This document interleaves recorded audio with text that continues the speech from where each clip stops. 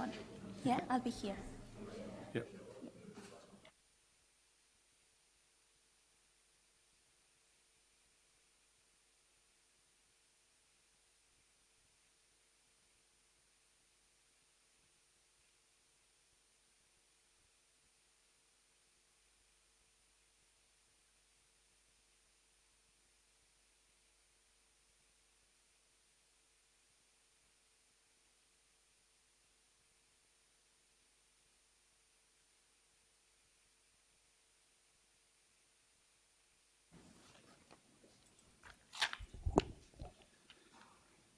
I think we will make a start.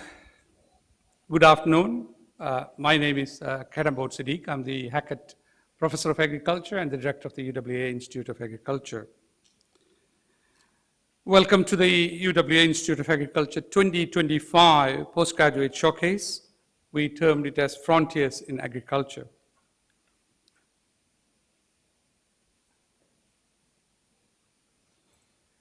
Before we get started, I wish to acknowledge that the University of Western Australia is situated on Noongar land, and the Noongar people remain the spiritual and cultural custodians of their land and continue to practice their values, languages, beliefs, and knowledge.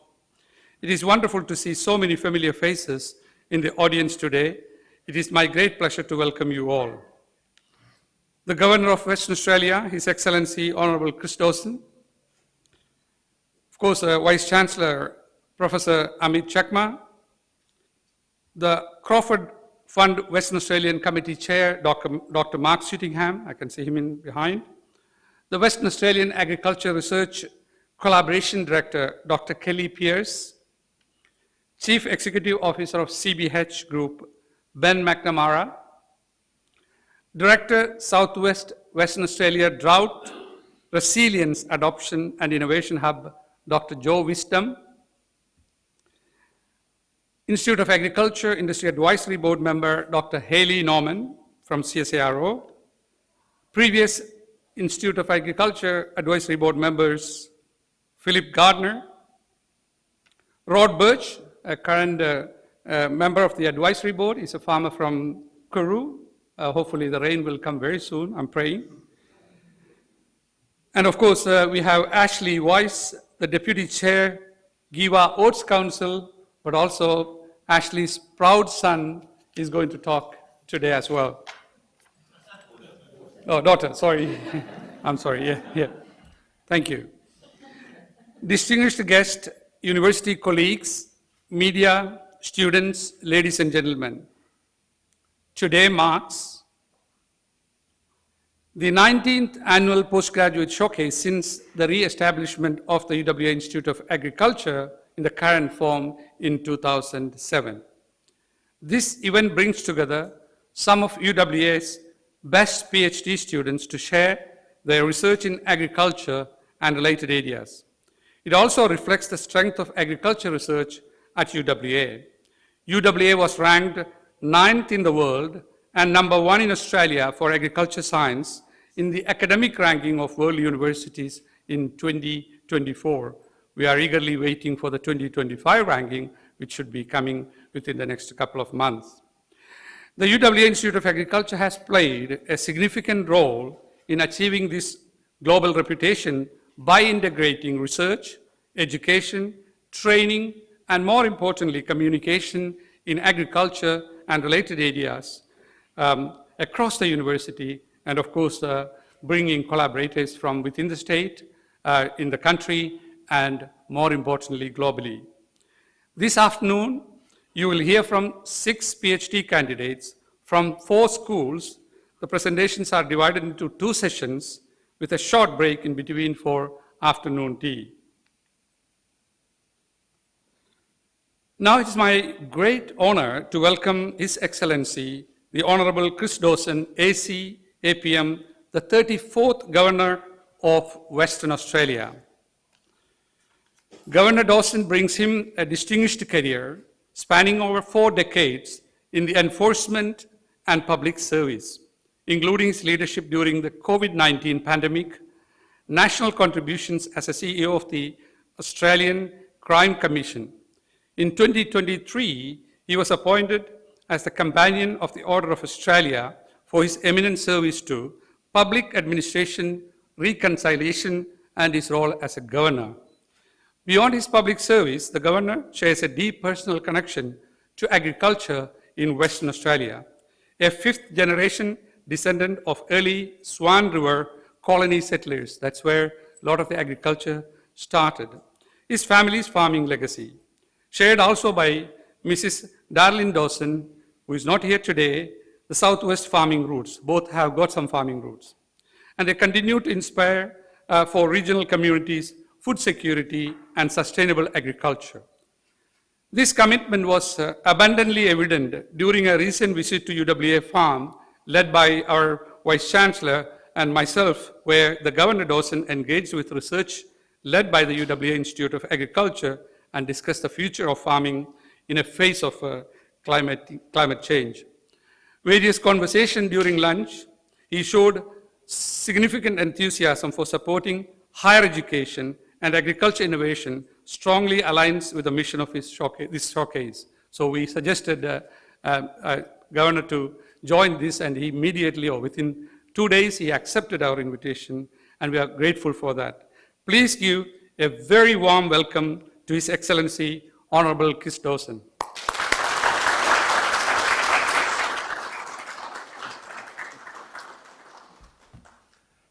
Good afternoon, say Kaya and Wanju. They're welcome. I see you, and I acknowledge the Whadjuk Noongar people as the original custodians, and in fact, continuing to look after this wonderful country that we live in and share. To the Vice Chancellor, Amit Chakra, thank you very much for being here, and to Professor Sadiq and Professor Tim Sercombe, all other staff, students, and those that we're about to hear from, these postgrad PhD students. I do want to acknowledge the opportunity to actually share a couple of things with you, and particularly I'm keen on listening. I can only unfortunately listen to the first because I've got some other commitments I've got to go to, but I'm really looking forward to hearing several of the speakers before I have to depart, because this is really important in terms of the postgraduate showcase that UWA so proudly is able to demonstrate. And I think, as Professor Sadiq has already outlined, to be ranked #1 in Australia, you could say, well, okay, and the Vice-Chancellor, I'm trying to recall how many universities we have, 30 or 40 in Australia?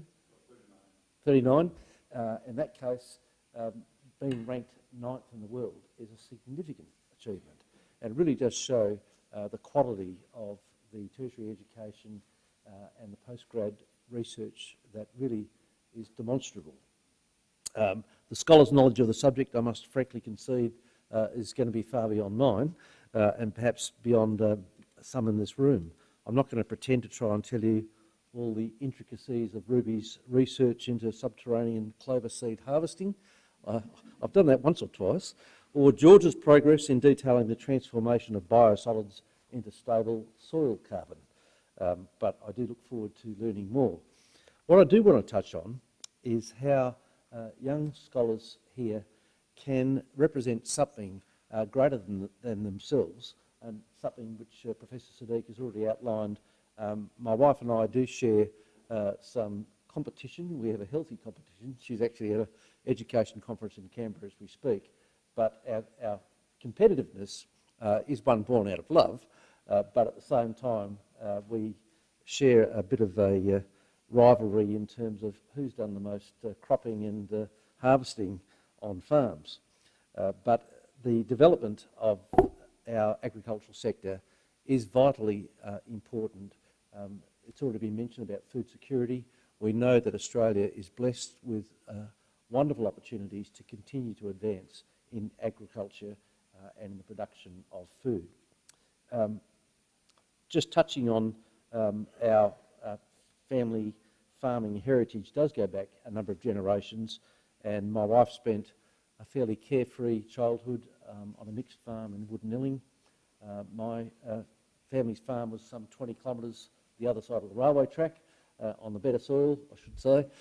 But at the same time, our grandparents, great-grandparents and indeed great-great-grandparents have been very active in the farming sector. In fact, I read a paper yesterday on another particular matter and noted that my great-great-grandfather, Elijah Dawson, planted the first vineyards down in the southwest. He arrived on the same ship as the Bussells and the Turners. I think I need to go back and claim that vineyard because it is now obviously a world class in where they planted those first vines. We have amazing contributors in our state and one in which our agricultural sector produce and contribute to the quality of our lives, of our health, of our economy, of our food security, indeed of our sustainability, our nutrition, our environment and indeed our future. As patrons of the Royal Agricultural Society, my wife and I have a great opportunity to go around to the various venues and shows and last year, as an example, we went to the Wage and Woolorama, and while we were enjoying all the various myriad of displays there, seeing the technological advances was amazing. When I was putting in a crop in the 1970s, we had to obviously empty the bags into the back of the combine. You had a bit of chalk and you'd write it on the inside of the lid. I've now got nephews that of course are driving multi-million-dollar machines with such precision they hardly need to drive them at all, and they're making calls to me as they're in these high-tech machinery, and the precision is amazing, and all of the various data analytics that is helping them get such wonderful yields is not by accident. I was simply doing clockwise laps and I wasn't adjusting the tillage. You simply just ploughed away and then you'd later on put the crop in, and it was, I might say, in an uneducated way, reasonably agricultural in the way in which we did that. But it was still advancing and we were interested in how crops and yields could improve with new technology as we thought it was then. And I remember one of our neighbours getting a computer in the 70s and we thought he was a little mad. But he was ahead of his time.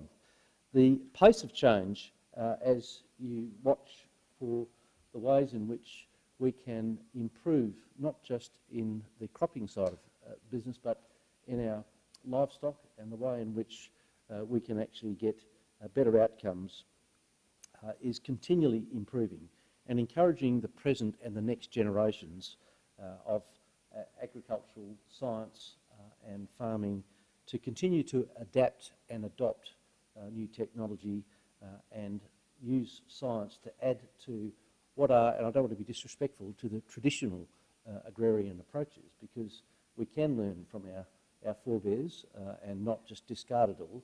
And I found that as a police officer, I'd go around the world as a police commissioner and I would at times see things that would amaze me and think, well, I'll just steal that idea. You're allowed to steal when you're a police commissioner, if they're good ideas, and I would adapt and adopt those that I saw were good. In many cases, I could see the innovation that we'd done here had not ever been understood over there. And so I would come back and speak to my staff and my senior executive and say, I've just seen this, and they would, okay. But what they were interested in is what we had developed here locally, and it was world leading. In fact, that continues now on the matter of technology, where the current work that we introduced in bringing intelligence and technological assistance has now transformed the way we can communicate and keep the community safe, just as agricultural science is adapting. So it can, of course, be translated and adapted to other bodies and sectors. How we farm and how we can get greater benefits, and what inspired our visit to Ridgefield down at the UWA farm at Pingelly was really understanding how you can, in fact, better study the climate, how you can understand the way you can improve the future of farming, but establish WA, as I'm just learning again now with your university ranking that WA has one of the most innovative agricultural research hubs in the world. And I noted that Professor Sadiq was recognised with the 2024 Crawford Fund Medal, himself ranked in the top 40 in the world for his research. To our 6 scholars about to further exposit the frontiers of agriculture, I'm sure those endeavours, there's been late nights and some dark days at times where you've wondered, why am I labouring away at this? Would your work make a difference? I can assure you that your effort will make a difference, and please be encouraged as you listen to some of these presentations today.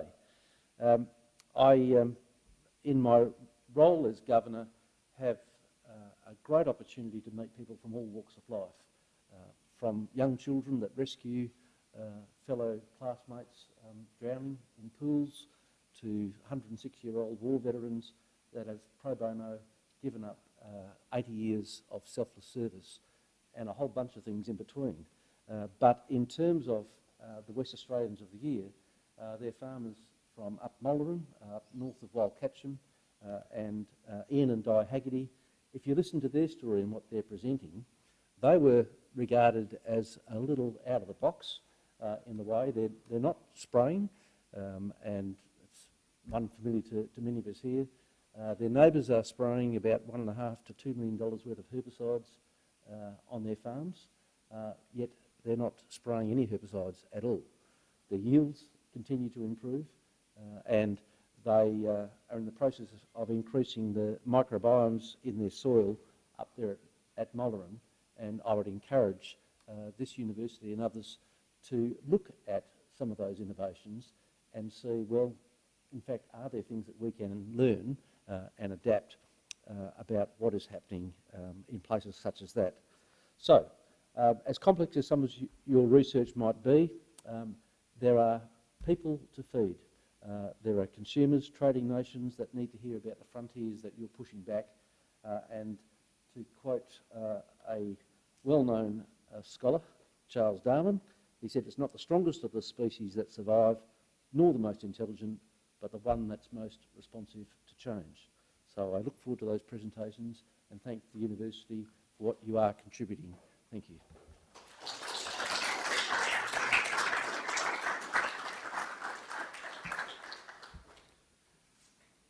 Thank you, Governor, for that enlightening introduction, and I'm impressed with your knowledge about agriculture. Perhaps I would recommend the head of the school, Professor Mathias, to invite him to give a guest lecture to our undergraduate students. I think let us get on to the program. Now on to the research presentation. I'm very pleased to introduce Dean and Head of the School of Engineering, Professor Tim Sercombe. It is particularly fitting that Professor Sercombe is leading this session as we begin with the presentation from one of our promising engineering students, highlighting the school's strong contribution to research and innovation, particularly more recent years in agriculture, ag-tech areas. Professor Sercombe has been a pioneer in additive manufacturing since 1996, and he has witnessed and contributed to some of the most significant transformation in the field. After earning his PhD in materials engineering from the University of Queensland in 1998, he completed a postdoctoral fellowship at the University of Birmingham in the UK, where he worked under the guidance of Professor Michael Loretti. During this time, he developed novel materials compatible with selective laser sintering, achieving high-density results through innovative post-processing.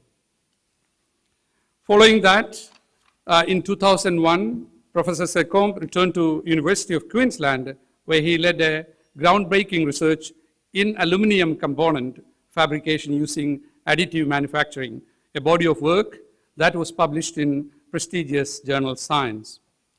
Then he came to the real university, the University of Western Australia, in 2006.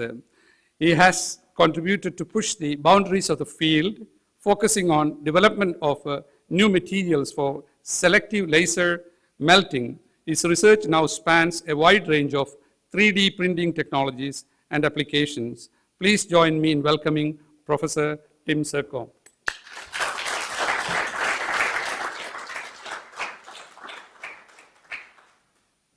Thank you. It's amazing what ChatGPT does these days. There's a lot of that I'd forgotten, so thank you. Thank you, Sadiq, for the invitation to chair this session. I was very honoured and proud to be here. As Sadiq mentioned, the School of Engineering and School of Agriculture has recently, Wes is here, grown stronger with joint appointments. We've also had increasing research effort in agriculture, and it is a natural fit between the two schools. So I thank you for doing this. And I think agriculture is, of everything in the university, it's probably one of the very few that everyone cares about. Everyone cares that we need to eat. Everyone cares about the environment and the environment in which our food and our nutrition comes. So that can't always be said for everyone in the university. In fact, it can't even be said for engineering. But agriculture is has a special place in everyone's heart, I would imagine. So with that, I would like to introduce Ruby Weiss, an engineer, and no more fitting person to start off the proceedings. So Ruby is a PhD student here at the University of Western Australia with a farming background, as many of those in agriculture are. She grew up on a farm near Narrogin and completed her undergraduate studies in agricultural and engineering sciences at UWA, and has, like myself, never found a good reason to leave. After completing her honours, Ruby began working on an industry-funded project focused on developing a new method of harvesting subterranean clover seed. Her PhD bridges both agriculture and engineering, is supervised by pasture scientist Professor Megan Ryan and Associate Professor Phil Nichols, along with engineers Associate Professor Andrew Gazomi and Dr. Wesley Moss. She'll be presenting today a talk entitled Evaluating the Agronomic Performance of Novel Methods of Sustainable Subterranean Clover Seeds. Seed harvesting. I missed the last word. With that, please welcome Ruby.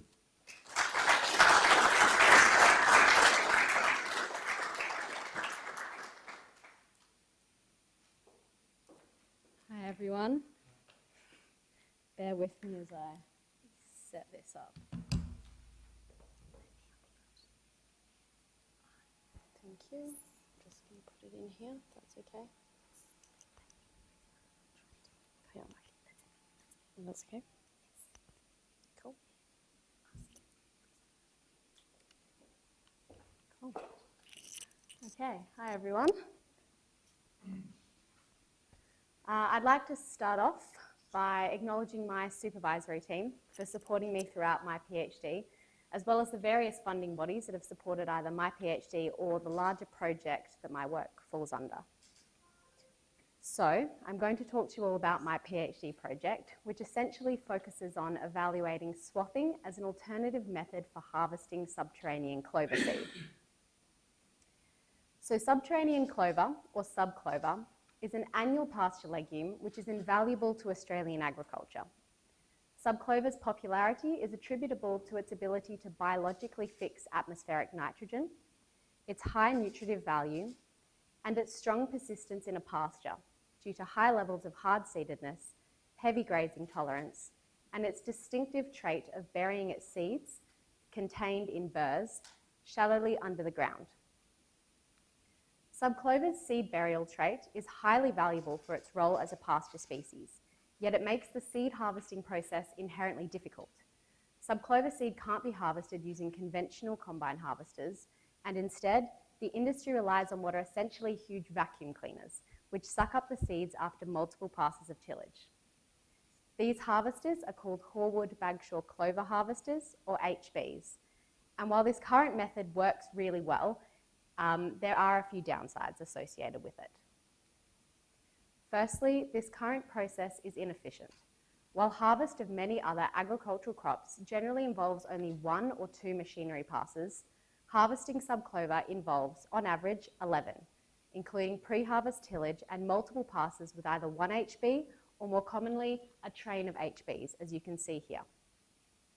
Additionally, the harvesters are much narrower and slower compared to modern harvesting equipment, which contributes to quite a low harvest rate. Secondly, both the HB itself and the extensive tillage required for its success cause quite significant soil disturbance, and the entire process leaves the soil surface bare and at risk of erosion. Finally, this process relies on harvesters which were designed in the 1950s and underwent little change before their manufacture ceased in the 1990s.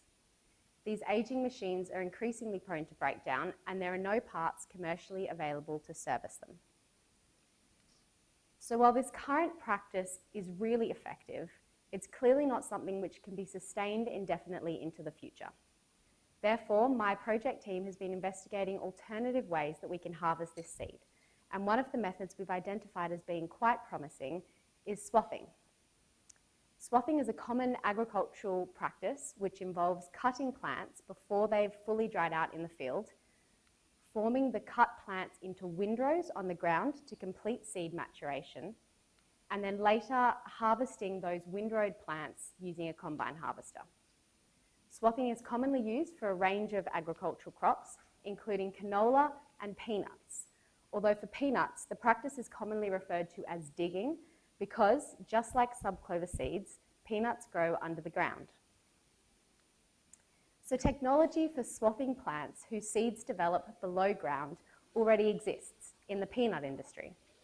Obviously, there are quite a few differences between peanuts and subclover, so to adapt peanut harvesting technology for subclover will require some modification. However, leveraging this existing technology to harvest subclover seeds will allow for continual improvement and increasing scale as changes are made in the peanut industry, and the swathing approach will involve only 2 machinery passes compared to the current subclover industry median of 11. So that's why I'm aiming to evaluate the feasibility of a swathing approach for harvesting subclover seeds.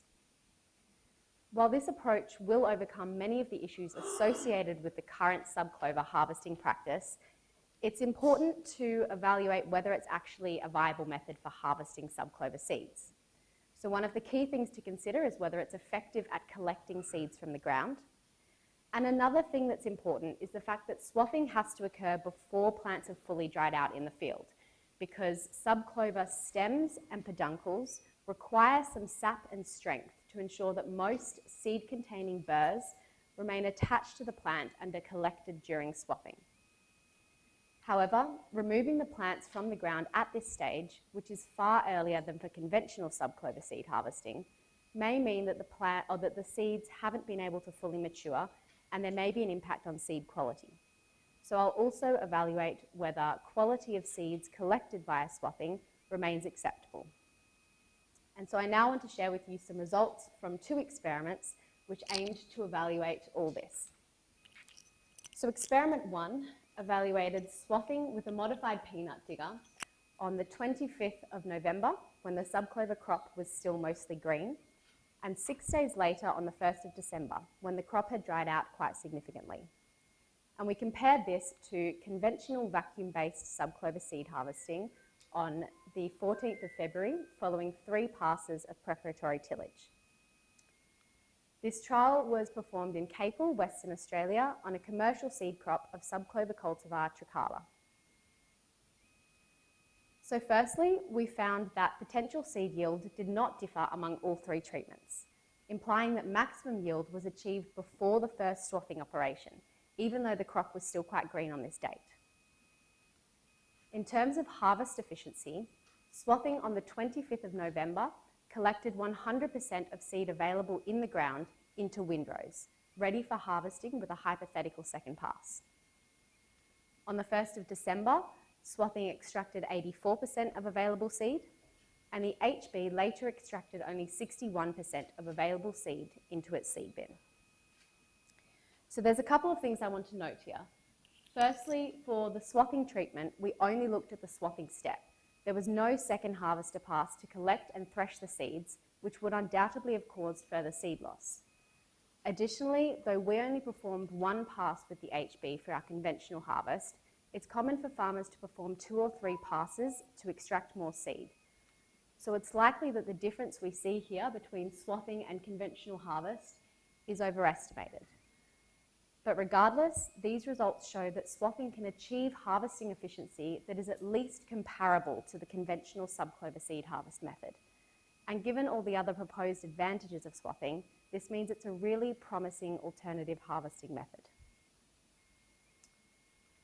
We also looked at seed quality, and because we expect this to be impacted by timing of the harvest operation rather than the nature of the operation itself, I've now spaced the data according to its date. So we found that mean seed weight increased over time from the first swathing operation to conventional harvest. However, it's likely that during the cleaning process seeds undergo in the HB, many smaller seeds would have been removed, artificially inflating this measurement for the conventional harvest. Additionally, dry weight of seedlings grown from these seeds, which tends to correlate with seed size, generally did not differ among the treatments. And so I want to interrupt this quickly to introduce a second experiment which had some similar results that we can compare. So experiment 2 was not a machinery trial, and instead it focused on the impact, primarily on seed quality, of removing subclover plants from the ground prior to full maturity, as is done in swathing. Many variables were measured, but I'm just going to show you results that relate directly to experiment 1. So this experiment was conducted using subclover cultivars Dalkeith and Monty, sown into separate sections of a paddock at the UWA Shenton Park field station. Plants from these two cultivars were sampled weekly from the 15th of November to the 20th of December, with a final sampling on the 17th of January to represent the timing of conventional seed harvest. And the first two swathing or sampling times, a week apart, are sort of the most relevant here as they're the closest to the two swathing dates in experiment 1 in terms of plant condition. Okay, so back to seed quality. Now I've lined up the groups here based not on their exact date but on their plant condition. So the first group was when the subclover plants were still mostly green, the second one significantly drier, and the darker groups represent the timing of conventional seed harvest. So in experiment 2, we found that mean seed weight did not change over time. This suggests that the small increase we saw in experiment 1 may have been right at the end of seed fill, and seed weight on December 1st was likely very close to the maximum. This also supports the idea that seed weight for the conventional harvest may have been overestimated. We also looked at germination of collected seeds using a lab-based experiment with seeds germinating in Petri dishes several months after they were initially collected. In experiment 1, seed germination increased with time, but then did not differ between the December 1st swathing operation and conventional subclover seed harvest in February, suggesting it was at a maximum by around the start of December. And we saw the same trend in seedling emergence. In experiment 2, germination also increased with time, but even from the very first swathing dates or sampling dates, when the plants were still quite green, mean germination was above 90% for both cultivars. And even in experiment 1, though germination was lower on the first swathing date, the mean was above 80%, so still an acceptable value. So these two experiments have shown that firstly, swathing can achieve at least comparable harvest efficiency to the standard subclover seed harvest method, and that maximum seed quality seems to occur when plants have just moved into an advanced stage of drying or senescence with most leaves brown. Swathing before this point results in decreased seed quality, but acceptable quality can still be achieved prior. These experiments also highlighted that changes in both harvest efficiency and seed quality can occur quite rapidly. In experiment 1, in the space of just 6 days, seed extraction efficiency decreased from 100% to just above 80%, while seed quality increased as seeds matured. It's desirable to maximise both seed extraction and seed quality during swathing, so timing will be very important to its success. Therefore, in addition to evaluating swathing as a method for harvesting subclover seed, during my PhD I also plan to investigate changes in seed and plant characteristics to determine the optimal time for swathing, which will help guide the implementation of this technique. To achieve this, I performed an experiment at the UWA Shenton Park Field Station using plots of subclover plants from 6 common cultivars, and I harvested samples on 10 occasions from October 2023 to February 2024. I measured seed yield, quality, and key indicators of plant maturity stage, with the aim of developing a method to easily identify this optimal swathing time. Following this, I would also like to investigate the feasibility of using an X-ray CT scanner to image developing seeds in situ on potted subclover plants multiple times during the seed development stage. This non-destructive measurement would allow me to track the development of an individual seed, enabling a far more detailed understanding of the trends in seed quality I hope to uncover in my previous experiments. So, swathing subclover is an alternative harvesting method which overcomes many of the limitations associated with the current harvest practice. Our research has shown that swathing can achieve at least comparable, if not superior, harvest efficiency to the conventional harvest method, with acceptable levels of seed quality, so it's a really viable alternative. However, harvest efficiency and seed quality progress in opposite directions and change quite rapidly. So in order to maximize both for successful swathing, timing of the operation is crucial, and this is the focus of much of my further research. Thank you all very much for listening.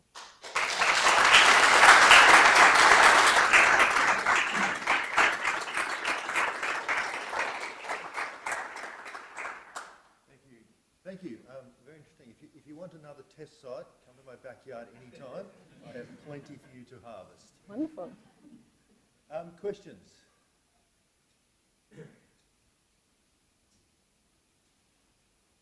To what extent does rainfall impact on the pure results you've got there? The study in Capel, there wasn't, as far as I can remember, any impact of rainfall, as in we didn't have kind of rainfall events immediately prior to the harvesting or during, between the period between where we left the swath windrows on the ground and then collected them. In theory, this approach can kind of, do you mean rainfall during the harvesting, or are you talking about like high rainfall versus low rainfall regions? During the process. So in theory, the process can kind of help overcome some of the risk associated with rainfall in that the normal process leaves the crop in the ground until January, February when it's completely dry. But that means if you get a summer rainfall, there's potential for this for it to be ruined. This approach, and we haven't looked very much into the second harvesting step. The idea is it would be similar to swathing canola, where you're cutting the windrows maybe in November, and then even potentially just a week or a few weeks later, you then come and harvest it with the harvester. So it would be, it's in the ground for a lot less time compared to the conventional method. I would have thought swathing would give you a bigger window of putting a seed over with a combine harvester. Yes, potentially as well, yes. So potentially you could leave it there all. Obviously, the longer you leave it there, the more risk there is of something happening. But yes, it would give you a wider window. Although, with the current method, there is kind of a wide window as well, because you are just leaving it until it's dry, and then you just have to wait for a really hot day to harvest it. But there's more risk because you have to leave it longer. Okay. Congratulations on very convincing results. I'm interested on this side effect that you pointed to in the beginning, soil conservation. As I understand, this is a very important, or one of the motivations besides overcoming the old machinery and all that. Seeing this picture and the first picture with all the dust blowing around, do you have any measurements and the positive impact on soil conservation using these technologies? We don't have any current measurements looking directly comparing them. We did take dust measurements during this trial, but as things often go, something went wrong and we don't have directly comparable results. We do have some, I believe a master's student did a project looking at the impact just of the HB on the soil, the actual soil properties. But no, at the moment, we don't have anything directly comparing the two. A lot of the assumption in it reducing soil disturbance is partly the fact that it's just one pass of a soil disturbing technique, but what seems to be less soil disturbing than the HB, compared to with the common practice, it's multiple passes with tillage and then a few passes with the HB, which also has a lot of dust and soil disturbance. So hopefully by having less passes, that minimises it. But we would like to do more research about, directly comparing them. Thank you, Ruby, for that excellent presentation. The staggered maturity and all those things you mentioned, have you thought about spray topping or a desiccant? So the idea behind is that you don't need to wait for things to happen. Spray a desiccant, which is available commercially, and that makes the uniform maturity, and then your job will be well done. Yes, so swathing, I guess swathing often refers generally to either a mechanical swathing, similar to this, or chemical swathing, the desiccant.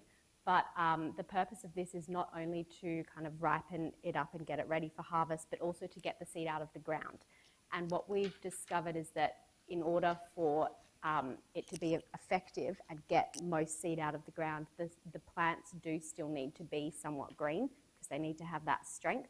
So, but it's potential that, we could look into applying a desiccant right before so that it starts to ripen up and then it's all kind of even and you get that good result.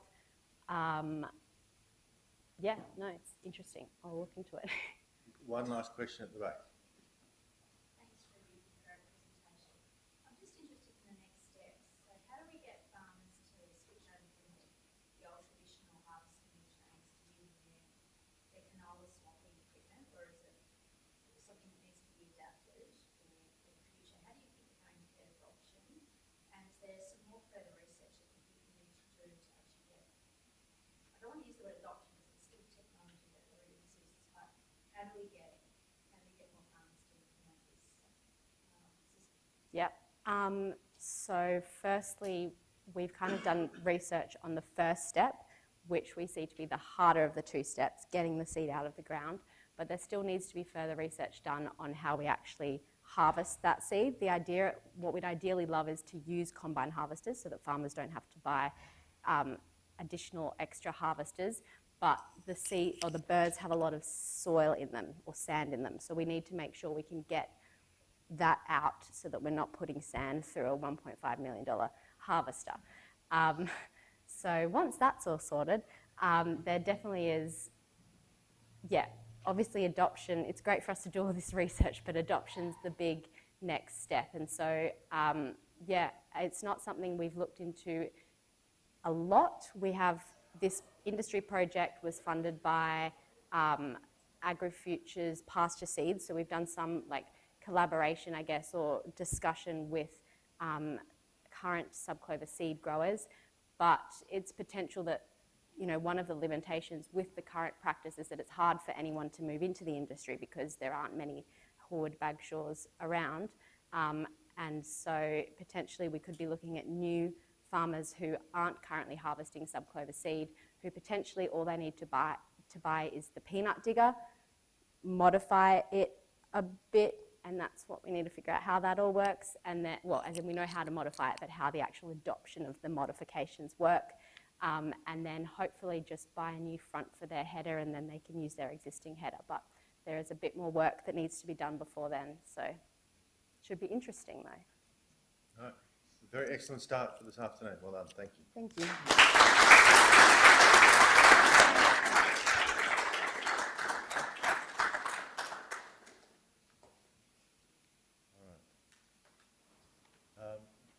With big boots to fill. Our next presenter is George Mercer.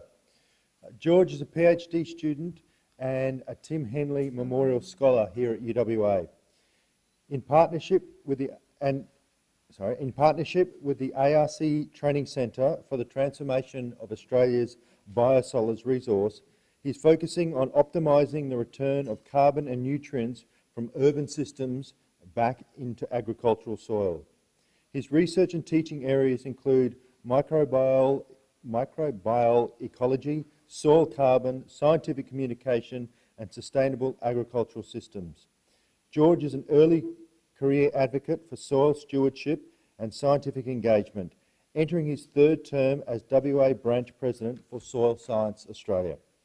He'll be presenting a talk today titled Transforming Biosolids into Stable Soil Carbon. Please welcome George.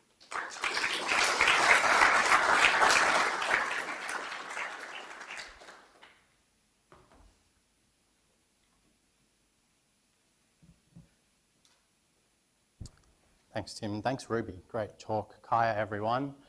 Good afternoon. My name is George Mercer. And I sit over in the soils building, the soil science building in the famous soil biology lab. And today I'm going to give you a 15-minute snapshot into the main outcomes of my PhD project, which is all about how microbes transform the carbon and nutrients from organic amendments into stable soil carbon.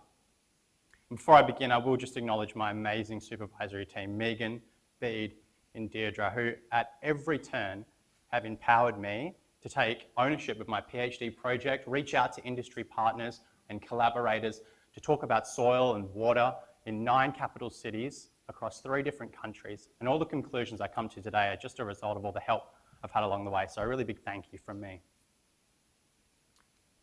And when we talk about biosolids, we're talking about the organic residue, these brown lines in the middle, that is the byproduct of the wastewater treatment process. And these biosolids can be transformed in lots of different ways: anaerobic digestion, dewatering, pyrolysis, and co-composting with curbside urban green waste. And even though they all come from a very similar feedstock, they create these products that are treated really differently by the microbial community when we apply them to soil. And when we put these to land, basically 2 things can happen. And I'll draw your attention up to the top left and we'll follow the arrows. Either it's accessed by the microbial community or it isn't. And if it isn't, it's probably because it has a low energy availability. It persists in the soil over time and forms part of the stable soil organic matter. But if it is accessed by microbes, they metabolize this carbon. They turn most of it into carbon dioxide, which enters the atmosphere, and the rest of it stays behind as their microbial biomass. And as microbial biomass turns over, they die, it becomes microbial necromass, and microbial necromass is really sticky. It sticks to itself, it forms associations with minerals and forms these soil aggregates that protects the soil organic matter from further decomposition from future populations of microbes. And that also forms part of the stable soil organic matter. And the thing about stable soil organic matter is that it has this globally consistent stoichiometric ratio. What does that mean? It means that for every 100 units of carbon, there are 8 units of nitrogen, 2 of phosphorus, and 1 of sulfur. And what this suggests is that you can't build soil carbon without nutrients.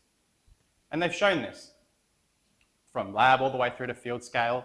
But in this particular study, they put in a carbon-rich wheat straw as an amendment into soils. And what they found is they actually decreased soil carbon. So you're adding carbon, but you're decreasing your carbon. That's actually because of this positive priming effect. You're giving the microbes access to a new form of carbon they didn't have before. They're used for their microbial activities. They break down the soil organic matter, and you lose carbon. But when they introduced that same wheat straw with supplementary nutrients, it increased soil carbon. Not an insignificant difference of 8.7 tonnes per hectare, but how much nutrients do we need to add? Well, you guessed it, for every 100 units of carbon, 8 of nitrogen, 2 of phosphorus, and 1 of sulfur. So my PhD project asks this pretty simple research question: can we do this for biosolids, which comes pre-packed with all the nutrients, pretty much exactly the ratio that we need? So I'm going to show you the results of experiment 1 all on one slide here. Okay? There are 7 different treatments. Looking down the bottom right are transformed biosolids treatments, a straw model residue with and without supplementary nutrients, and some controls on the left as well, all with exactly the same amount of elemental carbon added. And when you're looking at the data here, you're looking at percentage increase or decrease compared to the control, only shown if it's statistically significant, of course. And what we're seeing is this really nice example of ecosystem services that are being provided by the microbes, right? The plants photosynthesize carbon, they exudate these labile carbon exudates into the soil, which the microbes take up and they use for their microbial activities, producing enzymes, decomposing organic matter, and look, losing total soil carbon. We're actually seeing a loss in the fine fraction carbon, that more stable soil organic matter as well. And they're breaking the bonds with those organic nutrients, making them available for plant uptake. And so what we get is increased plant growth at the cost of soil carbon. Okay, so we're putting carbon into the system from primary productivity. We're putting carbon into the system from our transformed biosolids, but the system is leaking carbon faster than it's building it. I wanted to look into this. So we can actually model the carbon use efficiency of the microbes at this rhizosphere soil interface. And there are lots of different ways of measuring carbon use efficiency. Substrate-specific labeling methods, but for transformed biosolids, the carbon's too complex. We have to use the stoichiometric modeling approach. And it's not really important to understand the maths, but what is relevant is to understand what we measure in the soils to use as our input parameters for these models, which is the carbon to nitrogen ratio of microbial biomass, the carbon to nitrogen ratio of the substrate that those microbes are consuming, and the carbon to nitrogen ratio of the enzymes that those microbes produce to decompose that organic matter. Experiment 2, all on one slide, all over again. 4 different treatments this time, and I'll bring your eyes over to the carbon use efficiency bit here. Okay, carbon use efficiency is shown as a number between 0 and 1, 0 being completely inefficient and 1 being completely efficient. Sort of maxes out at about 0.6 due to thermodynamics, but we can see our control treatment here is about 35% efficient. Our most efficient treatment, actually, a little less for biochar, less than that for composted biosolids. And our least efficient treatment, the most available form of carbon and nutrients and labile, glucose and inorganic fertilizer, kind of what you might see in a conventional farming scenario. And we can see where all the carbon's going. Yeah, it's being respired into the atmosphere. Far less for composted biosolids, and quite a lot more for biochar, interestingly. So we're seeing a positive priming effect there, even though they're all receiving exactly the same amount of carbon. Now, this is a soil incubation experiment, which was different to the previous one, which was a ryegrass glasshouse experiment. So there's no labile exudates going into these transformed biosolid systems. So yet what you see is actually an increase in net total soil carbon, which kind of got me thinking about the relationship between soil carbon and carbon use efficiency, because there was this really great Nature paper that came out saying that this is a positive relationship. The more carbon use efficiency you have, the more carbon you can store in the soil. But that was only for substrate-specific labeling methods of carbon, and I'm using that stoichiometric approach, remember?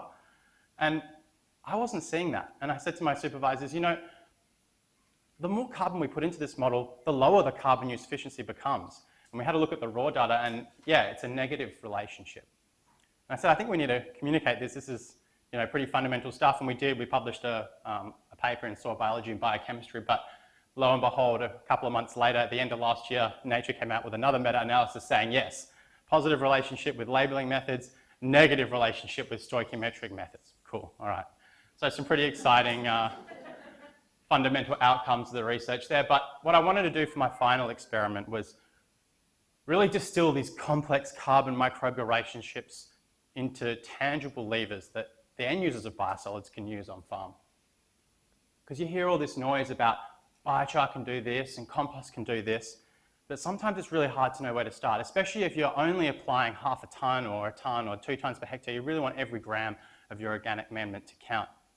So I looked at 2 really fundamental factors to optimise the product delivery to soils, and that is tonnes per hectare, so the amendment rate, pretty self-explanatory, but also the blend, to see if there's any synergies coming out between blending these 2 products together. So we've got a completely composted biosolids product, a completely biochar, and blends thereof in between. And I've stamped boosted on there just to remind everyone that I wasn't going to make the same mistake as the first experiment where we didn't have enough nutrients for that plant to take out of the system. No, we've gone up and above the stoichiometric ratio required to build soil carbon, so there's enough for the soil and enough for the plants.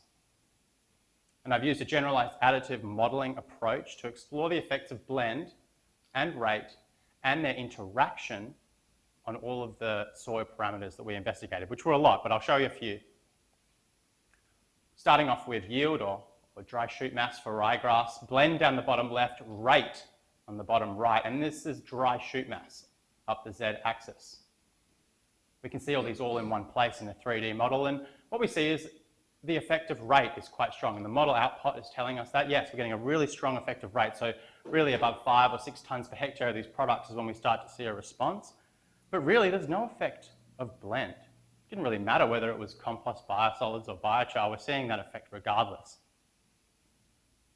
It's a similar story for total carbon, albeit a far weaker response because of the heterogeneity of carbon in soil and the way that we measure total soil carbon, but essentially a positive effective rate and not too much of an effective blend, maybe a little bit more on the compost to biosolid side, but again, that sort of positive priming effect for biochar.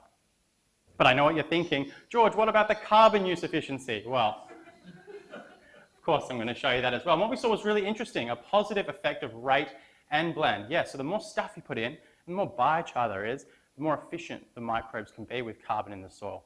But if you remember the way that we calculated this, we're only really looking at the carbon to nitrogen ratio. So the model assumes that nitrogen is the limiting nutrient in the soil. But actually sometimes other nutrients are. So I wanted to have a look at phosphorus as well. And what I found is that the surface matrix is kind of inverse to carbon and nitrogen. We increase our carbon use efficiency with rate up to a threshold, at which point phosphorus becomes a luxury element for these microbes and they start to become a little bit less efficient. Blend negative to carbon, but still significant effect. And what I did next was really interesting. I integrated these two models geometrically together to have a look at the whole system, taking account of carbon, nitrogen, and phosphorus. And what you see is no effect. So this means that these microbial systems are actually pretty resilient and that they can be resistant to change in one nutrient as long as the other nutrient is available. There's a lot to unpack there, but I do have to wrap up, so I'm going to leave you with some take-home messages. Adding transformed biosolids in the presence of a plant can increase your yield at the cost of soil carbon.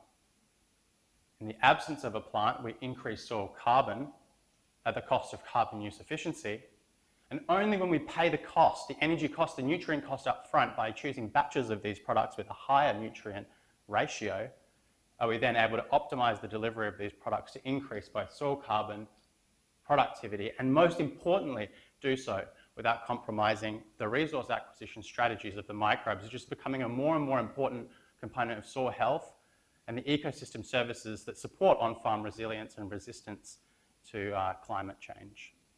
So I'll leave you with the text summaries there, but thanks so much for listening.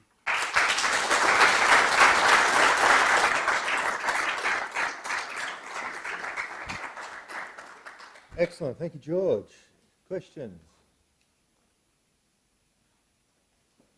Today.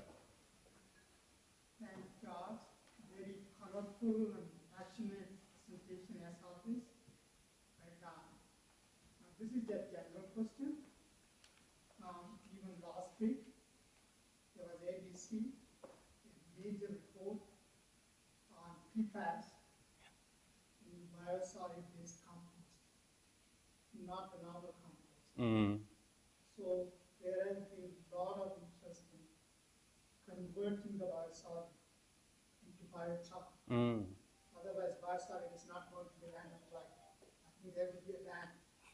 So what is your view on that? No, I have to agree with you, Nanthi. Yeah, this research is really focusing on the sort of stoichiometric side of things, and as part of the centre, PFAS is a massive part of what everyone's looking at, and the NEMP guidelines are really going to, guide that for everyone. But to answer your question, I think biochar has a really interesting role to play in terms of that sort of contaminant prevention story. But biosolids are just a really small fraction of all of the organic waste. And so when I think about this research, I like to think that maybe it would extrapolate to these different types of organic residues that we can compost and pyrolyze and turn into these products. And they have outcomes outside of the biosolid sphere. But the reality for biosolids is that, yeah, it's not the fault of the water utilities. They receive all of the waste from everything upstream, and they can just do the best with it, whatever they can. And yeah, the PFAS is a big part of that. I specifically avoid it in this talk because it is a really big barrier to adoption. But we're starting to see these biochar products that claim to destruct PFAS, But the problem is the higher the temperature you go, the more PFAS you destroy, but the lower the temperature biochar, the sort of more value it has agronomically in general. And so you kind of want to find that sweet spot where everyone's happy to have a risk tolerance on their farm, but also see a return on the product. It'll be an interesting space to see how it goes. Well, I've got another column in your paper there. So the economist in the see profit because yes, you can alter soil carbon, yes, you can alter yield, but is it worth doing it at what cost or what benefit? So for me, a practical outcome would be I need to see another column. Show me the money. And I think that's the reality of the next stage, yeah. And I get the exciting thing for me is as a biologist and microbiologist, I get to focus on the non-market benefits. And I think I've been able to communicate those, but I won't speak to the economic benefits. It is pretty tricky, especially when you've only got 300 or 375 this year, 1,000 tonnes of biosolids. It's a sort of small drop in the carbon pool of Australia. So, you know, low-hanging fruit is important in this sort of biosolid sphere. But it's also about waste management strategies and responsible waste management strategies as well. Is it more important that we don't contaminate, or is it more important that we're looking after these nutrients that we spent so much energy sort of fixing from the atmosphere in the first place? Perhaps time for one more question. If not, thank you. And So George, in appreciation of all the hard work, a gift for you. Well done. Ruby, I didn't have yours at the time, but you can come and fetch yours as well. Thank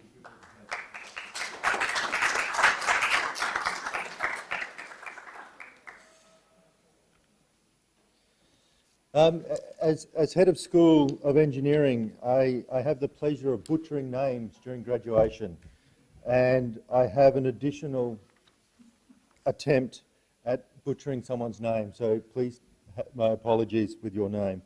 Our third presenter, Ajia Pratap. Was that anything like right? Not bad? Okay, good. Is a biotechnology postgraduate from India with experience in studying abiotic and biotic stresses in multiple crops, including wheat, rice, tomato, and mustard.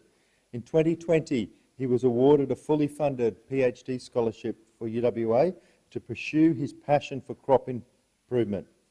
However, due to COVID-19 travel restrictions, he commenced his PhD offshore in collaboration with the Indian Agricultural Research Institute. Under the supervision of Professor Kambot Siddique and Professor Nicholas Taylor, his research focuses on wheat heat tolerance, examining phenology, physiology, yield, and key agronomic traits in contrasting wheat genotypes. His academic journey has been enriched by prestigious opportunities, including the Mike Carroll Travelling Fellowship, which supported his participation at the Yuma Plant Energy Management Conference in 2024, and Tropentag in Austria also in 2024. He will be presenting today on unravelling heat stress tolerance in bred wheat by investigating changes in leaf and spike proteomes. Please welcome Ajia.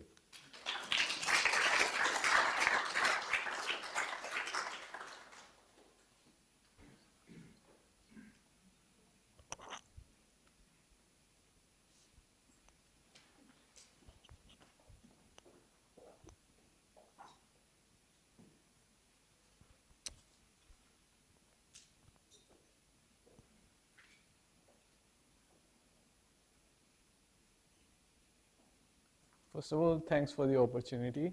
I would like to acknowledge my supervisors at UWA, collaborators, PhD scholarship from UWA, and the traveling fellowships. So finally, the rationale behind my study was to find the mechanisms of heat tolerance at seedling stage and ear peep stage of wheat development. Wheat is quite an important crop, which contributes to about 20% of calorific intake globally. Due to anthropogenic factors, we are experiencing global warming, which causes increased frequency of heat waves in wheat growing regions, creating huge yield losses, as well as a huge requirement for new heat tolerant wheat varieties. The assessment of heat tolerance in wheat can be done in various ways, including by studying phenology, physiology, yield and yield components under different environments such as controlled environment rooms or delayed sowing or under different geographical locations. So I designed my study with 3 aims. First aim being how can we identify heat tolerant genotypes at ear peep stage under short-term and long-term heat stress. Then the second aim involved proteomics of flag leaf and spike tissue under short-term heat stress to see which proteins are involved in the adaptation process. The third aim, validating these proteins at seedling stage and the ear peep stage of wheat development. The ear peep stage is a very distinct and identifiable stage, which you can see over here, clearly visible awns and then the spike peeking through the leaf sheath. It's very easy to distinguish even in field conditions. That's why we use this stage. And at IRI, I started my experiment with 2 tolerant and 2 susceptible genotypes selected with the help of plant breeders. I grew them until ear peep and then gave them heat treatment at 32 degrees Celsius during the daytime for 3 hours. The control or ambient temperatures were 21 degrees Celsius during daytime, and night temperatures were the same for both the treatments. There was a short-term heat treatment of 5 days, after which I shifted my plants to control chambers for them to recover until maturity, while there was a long-term heat treatment which involved heat stress from ear peep till maturity every day. I measured the physiology, phenology, and pollen viability. At harvesting maturity, I analyzed the yield and yield components and plant morphology under both short-term and long-term heat treatment. The yield results clearly show that the heat-sensitive genotypes HD2329 and HD2733 show greater decrease in grain yield. Meanwhile, all of the genotypes showed decrease in grain yield under both short and long-term heat stresses. We can see that the grain yield decrease during ear peep is due to the decrease in grain number, more so in sensitive genotypes compared to the tolerant genotypes.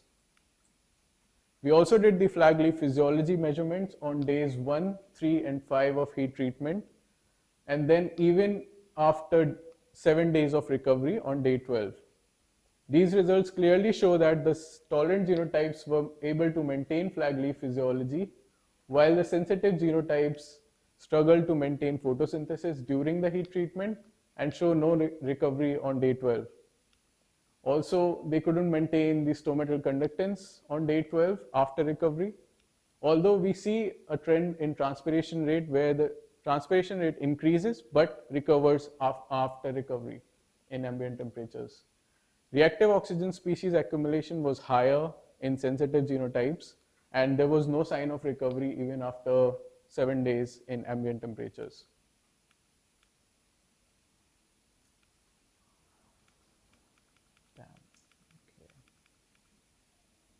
I also recorded pollen viability, where I saw a decrease under short-term heat treatment in sensitive genotypes, even in tolerant genotypes, but there was a higher decrease in pollen viability in the sensitive genotypes. There were other traits of importance that were noticed. In short-term heat treatment, we saw a decrease in days to maturity, above ground biomass, harvest index, while there was an increase in grain weight and grain protein content, reducing the grain quality in general. Key findings from this experiment was that short-term heat treatment decreases grain yield in wheat by decreasing grain number, while long-term heat treatment decreases grain yield by decreasing both grain number and grain weight. The heat-tolerant genotypes are able to maintain their grain yield by maintaining physiology, flag leaf physiology, pollen viability, and phenology. In the second part of this study, I analyzed the flag leaf and spike tissue, which were sampled on days 1, 3, and 5 of heat treatment, and then day 12 after recovery. I performed the liquid chromatography and mass spectrometry with the help of WA proteomics facility. And then label-free quantification was done using MaxQuant. I did the bioinformatics using R and RStudio to find out the differentially abundant proteins, to find out the functional roles they are playing, to analyze the co-expression networks and protein trait correlations. The results from differential abundance analysis shows that there are 31 differentially abundant proteins in flag leaf and 60 differentially abundant proteins in spikes with a slight overlap. The flag leaf results show that Rubisco activase was significantly increased in specifically heat-tolerant genotypes, while there was a decrease in superoxide dismutase and peroxidase abundance, specifically in heat-sensitive genotypes. In the spike tissue, we saw a decrease in sucrose synthase, which might be a driver of grain yield under heat stress, or grain yield decreases under heat stress. The functional annotation also showed us that carbohydrate metabolism, lipid metabolism, secondary metabolism, all of these pathways had protein abundances decreased under heat stress, while redox homeostasis, chromatin organization, and solute transport proteins increased under heat stress in the spike tissue. While there were some pathways with mixed results, which means that some of the proteins involved were increased or decreased under heat stress in spike tissue. In the flag leaves, we saw a significant decrease in redox homeostasis, chromatin organization, while we saw an increase in photosynthesis, amino acid metabolism, and RNA processing pathway proteins. We did the protein co-expression network analysis and found that there was one network that was correlated to transpiration in flag leaves. There were several protein co-expression networks in spikes that correlated to many agronomic traits of importance, such as 1000 grain weight grain protein content, above ground biomass, reactive oxygen species accumulation, and flag leaf photosynthesis. Key findings were that we identified heat responsive proteins in flag leaves and spike tissue in wheat under heat stress during ear peep. We also identified protein co-expression networks that correlated to agronomic traits, revealing the molecular mechanisms of heat tolerance in bred wheat. The third experiment involved another set of cultivars, Vixen, which is quite a famous cultivar in Australia, as well as HT2329 from the previous experiment. I gave the heat stress in the same way at seedling and ear peep stage, collected the flag leaf gas exchange data, hyperspectral data from flag leaf, as well as yield and yield components at maturity. We utilized selected reaction monitoring mass spectrometry to quantify the proteins with higher accuracy and specificity, and that helped us validate those proteins from the previous experiment in this study. I selected specific target peptides representing those proteins using Skyline software, and then did bioinformatics using R and RStudio. Flag leaf physiology data clearly shows that Vixen was able to maintain gas exchange better than HD2329, as well as yield and yield components better than the sensitive genotypes, clearly distinguishing the contrasting heat tolerance between the two genotypes. We selected 27 differentially abundant proteins from the previous study and validated them using selected reaction monitoring mass spectrometry. These results show that 15 of these proteins can be validated at seedling stage, while 14 of those proteins could be validated at ear peep stage. The results from seedling stage show that beta glucosidase, quite an important enzyme in carbohydrate metabolism, correlated with harvest index and grain number, while protein chaperones correlated with biomass and grain yield. At ear peep stage, chromatin modeling proteins correlated with grain number and grain yield, revealing their importance in maintaining wheat productivity under heat stress. Key findings were that we validated the heat responsive proteins from flag leaves using the selected reaction monitoring mass spectrometry at seedling stage and ear peep stages. Rubisco activase and DM2 domain containing proteins were showing similar responses between these two stages, revealing the similarity in the physiological response of wheat to heat stress. Redox homeostasis and protein chaperone activity were identified as key pathways of heat tolerance at both the stages, seedling and the ear peep stage. By integrating physiology, proteomics, and statistics, we can assess the heat tolerance at seedling and ear peep stages in wheat with a higher accuracy and help develop heat tolerant wheat cultivars for the future. Thank you.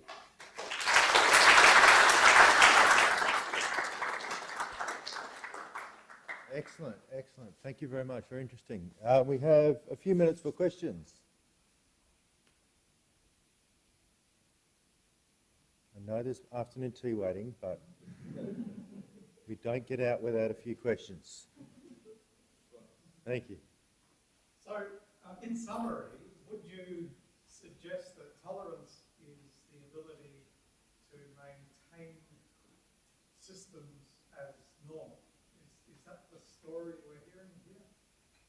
So nothing really changes from normal in a tolerance. I think answering this question would require me to go back a bit, if you're okay with that. Yeah. So if we look at the results from here or here, Rubisco activase increased in tolerant genotypes, which means the sensitive genotypes were not able to do something that the tolerant genotypes were able to do. So if you're saying that it is only by maintaining the normal physiology, the tolerant genotypes are maintaining yield, that's not true. They are doing something extra, and that's, I think, the component that we should be looking at. Did you also find that biomass increased even in sensitive types? Under heat, the whole plant grows faster as long as you give it water and nutrients. So did you find that in sensitive and tolerant types, biomass increases? No, I saw a biomass decrease in all of the genotypes under heat stress. But it's when you come to reproduction that the critical differences occur. So we looked at the flowering stage or pre-anthesis stage. What you're talking about is probably the vegetative stage of development. So that's very different, and this is very different. And we are focusing on the pre-anthesis stage of development and how heat stress affects the productivity by reducing grain number at that stage. Another question? Yes? Which one? Yeah, in the middle. I wanted to ask that for the proteins that are we talking about abundance of protein or abundance of We are only focusing on abundance of the proteins at the moment. But yeah, there is another aspect of it, that is the activity. One last question. Good talk. Just a question in terms of the pollen viability. For the change in pollen viability, do you think that's a contributing factor for a reduction in grain number for the small lines, the tolerant lines? That's a very good question, actually. So previous studies, although not in my study, I haven't studied the heritability of this trait or the importance of this trait in identifying heat-tolerant genotypes from sensitive genotypes. But previous studies have clearly shown that pollen viability corresponds to spikelet fertility, although it is not a direct measurement of spikelet fertility. So maybe you can say that it is an indicative of reproductive health in wheat spike. So you can probably use it as a proxy trait. All right, with that, I'd like to thank Agir for this talk.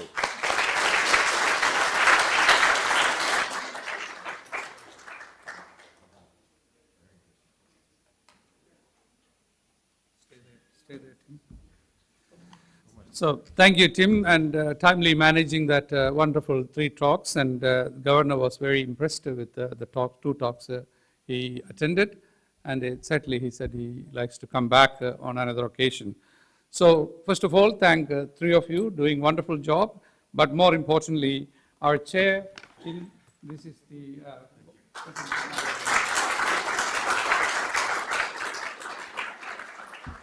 Now it's time for us to have a tea coffee break, and also it will allow us to discuss few details, but we will return to this venue sharp 3 p.m., correct? So that's what I was told. So we got, so the second session, we have got 3 presenters. 2 are here and 1 will be online, which is pre-recorded, and she's a joint PhD with us with Nagoya University. So I would like to introduce the next chair.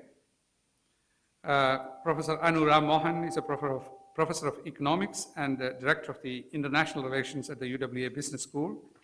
She's also the academic lead of the Australia-India Institute at UWA and a senior fellow of the Australia-Indonesia Center. Anu's research focuses on socio-economic factors influencing food security, maternal and child health, and gender inequality, particularly in rural and agricultural communities across South and Southeast Asia. And this work contributes to a deeper understanding of how household-level poverty and vulnerability affect developmental outcomes. Her research has been supported by funding from the Australian Research Council, ARC, the Department of Foreign Affairs and Trade, the Australian Centre for International Agricultural Research, and the Australia-India Institute. Professor Anu Ram Mohan is a member of the Australian Research Council College of Experts and serves on the editorial board of the Economic Record. Welcome, and thank you for accepting our invitation.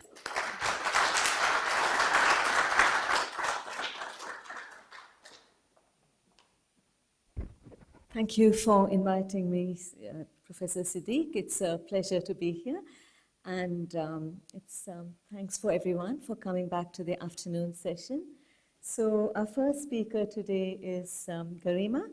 Garima is a final year PhD candidate who's researching agriculture, logistics, and supply chain resilience. She's based in the business school. And her research focuses on enhancing the resilience and adaptability of Western Australia's grain logistics system, with particular attention to how growers make transport and delivery decisions during harvest. And Garima's talk is called From Farm to Post: Logistics Decision Making, Infrastructure Access, and System Resilience in Western Australia's Grain Supply Chain. Welcome, Garima.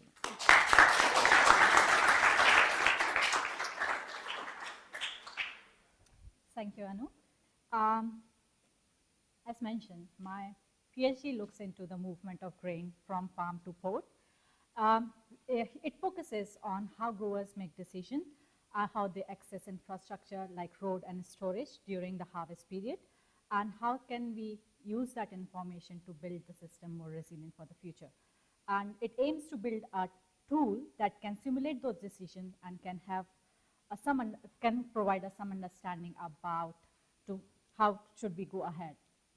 Before I proceed with my presentation, I really want to acknowledge the participants, WA Grain Growers and ACCC consultants who provided the insights which became the basis of this work, and also the support from the industry like CBH, DPERT, and GGA and their regional groups who provided connections in the industry, and my supervisors, Joanna, Brett, and Siddique, and also the support I've received from university as well as GGA. So today's talk is comprised of my research is comprised of 3 interlinked studies. One is study 1, which I'm presenting today, is majorly qualitative, and it's about understanding the experiences of growers and how they make decisions at the individual level on the farms. And the study 2, I'm using that information to build an agent-based model where I'll be simulating those decisions and interacting them with the infrastructure in the state, and in the study 3, I'll be seeing and testing that model, how it changes when you change anything in the infrastructure or in the policy, or when something due to climate change happens, and to see how the whole system from the bottom up looks like. So why grain supply chains? Because it's 90% export oriented in WA, which comes with its own peculiarities. It's stretched highly across a massive area, and comes with time-sensitive operations, seasonal surges, infrastructure bottlenecks, and as well as climate problems are common in the system, but they make the system even more complex. So like something happens during harvest, like a little rain or rail closure, or in a policy change that can have a major impacts on the decisions farmers might be making on the farm. So they are sitting on the top of the supply chain and making decisions what may look like a small on-farm decision, like whether to store on-farm storage or take it to the receival site to the system. But if something happens downstream supply chain, that can have a major impact on how they would be making the decisions. Also in terms of risks, which are emerging even before the harvest time, have impact on how the farmers make decisions, like production risk. If there is a production surge or there is a decline in the production, they have to alter their decisions during that time. And also their enterprise risk coming from the HR and other issues, and also the financial capacity that has impact on the on-farm decisions as well as the downstream side of the supply chain. But whereas there are many risks which might be emerging in the other part of the supply chain and have impact on the decisions farmers making on the farm as well, like economic or related to the markets, or an institutional risk related to the policies in the national as well as international markets. So for my first study, I have used mixed method and collected data from two sources, primary data from the online survey, and we were able to collect 48 samples, and in-depth interviews we conducted with farmers as well as their consultants, and secondary data to contextualize the information we have gathered from the primary survey. We scraped some newspaper reportings from last 5 years, from 2018 to 2025, which was the time when the production surges rose in Western Australia and was unprecedented than before. And also some industry reports and policy documents from mostly related to infrastructure as well as supply chain. And we used our automated text mining software to process that information, Leximensa, and which provided us insights about growers' demographics in WA and their logistics behavior related to their demographics and their risk attitudes across, and also their market strategies, which became the input for our next two studies, where we are building the model, and these inputs would go as local behavioral rules in the form of equations, where we'll be simulating their decision making. So to give you a snapshot what population we are working with, these are the farms we were able to cover during our surveys and interviews. The farming experience with the farmers I have talked to was around 30 years on average, and the farm size we were able to capture in our surveys were ranging between 200 to 50,000 hectares, with an average lying around 6,000 hectares. On-farm storage capacity, we found that it's mostly geographically constrained, and many of the farmers still don't rely on having an on-farm in WA, but those who had the on-farm capacity or fixed bins, it was ranging between 200 to 15,000 tons. And we also found that recent years, the growers are also investing in buying trucks so that they can internalize their own freight instead of relying on the contractors in WA state. But majority of it being used for a partial operation, and the rest of the operation is still being supplemented by the contractors in the system. And we also used forward contract as a proxy to understand how much risk a farmer can take. But to note, one thing to note here, this also comes with where the farms is located, whether they are located in a high rainfall area or a stable rainfall area, or they are prone to frost as well. But using this information, we classified our farmers or our survey inputs into three: conservative farmers, moderate farmers, and opportunistic farmers. So in what scenario or in what system they are making these decisions? If you look at the map here, there used to be a 2,000 kilometers of rail line functioning till 2014, but now only 13,000 kilometer line is functioning. The tier 3 line which used to run in these areas are now is not operating anymore because of the maintenance and operations issues, and what does it did with the movement and everything. It shifted the grain from the rail to the road, which were already facing issues with under maintenance and also under investment. And to note here, the first mile roads in the Western Australia is majorly unsealed, which also have impact on the cost farmers might be bearing to transport their grain from paddock to those sites or to the port if they are directly going to the port or the market. So it has cost implications for the farmers. So what we noticed in our study, how the farmers are making decisions or whether they are changing anything in terms of investments or in terms of the practices. Some of the decisions we found were tactical, especially if you're looking at the southern part of the Western Australia, where the rainfall is frequent during the harvest, or in the northern part where farmers really want to get their grain out and start with the next season. They're investing on the high capacity harvesting machinery, which comes with this cost.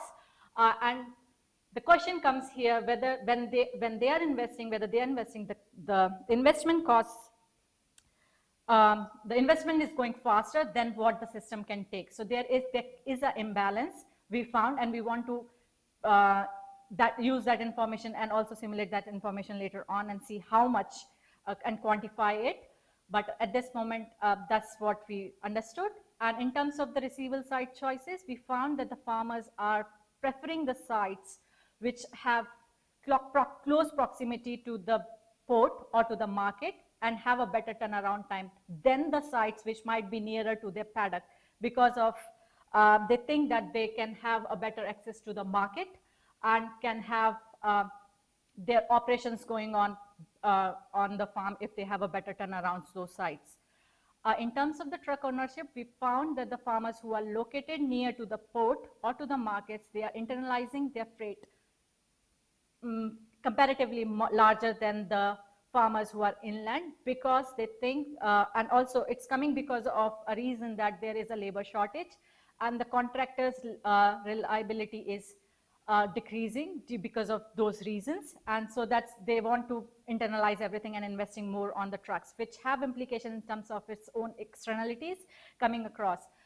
So during the peak periods, the first line of defense what they are using is they are deferring sales to the next season, which they might not be realizing but have impact on the supply side of the system, and they might have to build more spaces in the system and can also have to take care of at the port as well.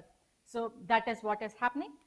And in terms of the investments, we found that the on-farm storage, the farmers who are located near to the markets like Perth, which is very small comparison to the eastern domestic market, and also to the port, like in between 150 kilometers in that area, or in a place where they can have a equidistance kind of situation from two ports.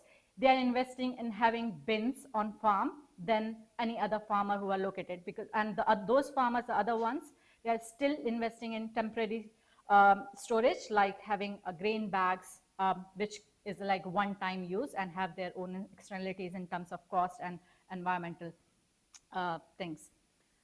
And those are the farmers who have that advantage, geographical advantage, are also looking for opportunities where they can directly ship their grain to the port or directly deliver it to the market whenever there is a requirement. So they are internalizing their own freight logistics in a way and trying to avoid the system that used to be there or is still there. Some of the decisions they are making, it comes with the constraint, could be from the system or could be from the policy. Like what we found that the farmers who are coordinating these things, the internalizing the freight coordination, are working in the process. They are trying to make it feasible, but it might not be as exactly profitable for them. So they try to see if their operations can go on the farm continuously, or they can spend more on having more contractors on function so that they can balance out the whole overall harvesting operation. In terms of the livestock decline policy, we are seeing that there is a shift from the farmers who used to be mixed farmers, and now they're looking for, because of the decline in the livestock industry, and they're looking for the possibilities if they can become full cropping enterprises, which would come across as well as reflect back in terms of how much freight would be moving on the road.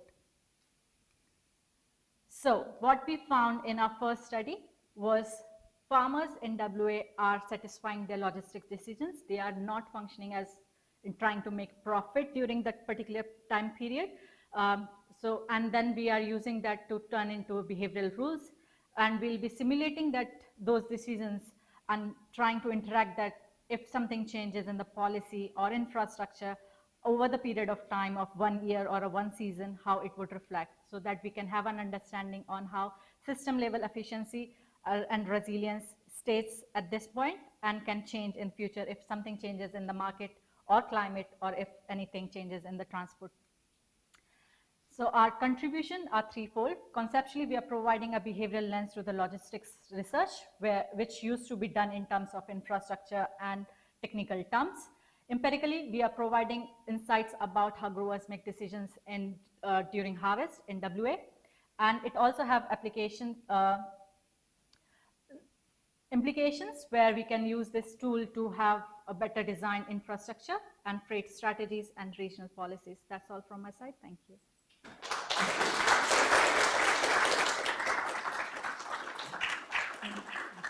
Thank you, Garima. Do we have any questions for Garima?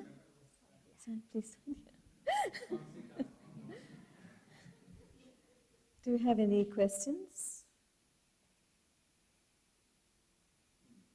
Yeah, please. Garima, good presentation. Thank you. Thank you. I'm just wondering how much influence you think, which I believe will be major, in the major bulk handler in Western Australian grain, setting its freight rates and that, and then the reflection that it has on grower habits or delivery patterns, given that they'll respond, so they can distort that market sometimes. Yeah. But still, the growers who have the capacity and who understands how the geography functions, they are trying to manipulate those things as well, and they are trying to internalize and think in the process. Yeah. So it depends on the farmer how much they understand the system and how they navigate that. Yeah. Are there any other questions?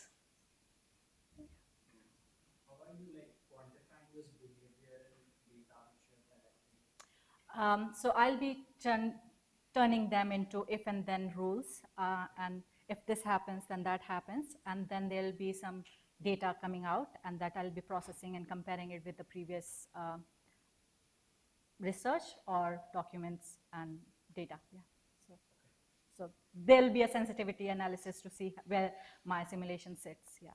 Also, like what kind of features are important in this study, right? Yes. Yes, so we have to control somewhere, yes. Are there any other questions? Yes, please. In your study, did you cover contractual arrangements to spot sales? Yes, we did. When it comes to the contractors, how they employ contractors or how they make contracts with them, it changes. So if they are making on-spot contracts with the contractors, the freight contractors, they are facing more issues when if they are relying on a long-term relationships. They think that their system is working pretty well. So it depends when they are making the decision. Yes, during that time. Yeah. Are there any other questions? Garima, can I ask you a quick question? Yeah. For your are you able to get secondary data on freight and impacts of policies? As he said, it's quite challenging in terms of WA because the system is quite, it comes with the privacy and other things, so you might not get exact data, but there is a proxy we are using. We will be depending on whatever has been published in the public domain, so we'll be using that data instead of asking someone to provide us But do you know of any policy changes that? Policy changes, yes, many has happened in terms of logistics. It was in 2018, and in 2025 there has been a talk about owning the railways back. So it would have impact on how the system would look like and how it would function in the future. And recently, in 2014, how it closure. So there has been a policy change and changes in how it functions. So yes, so we have tracked that out. Yes. Thank you very much for a very interesting presentation.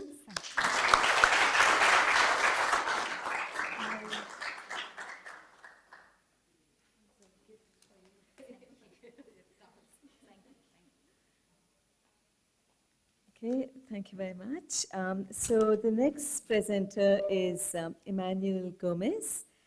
After graduating with a degree in agricultural engineering, he began his career with Argentina's Ministry of Agriculture, working for the Agricultural Marketing Secretary. He then realized that he needs to study economics, so he came here to study a Master of Agricultural Economics. And his industry experience includes a tenure at COFCO International, where he advanced from a commercial graduate trainee to a trade assistant on the FAS desk. Today he's going to be presenting on investigating the economics underpinning traceability investment decisions of Australian grain sustainability credentials. Please welcome Emmanuel.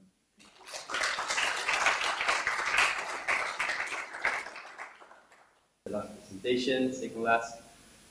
So today I want to present, for the very first time, the results from my PhD.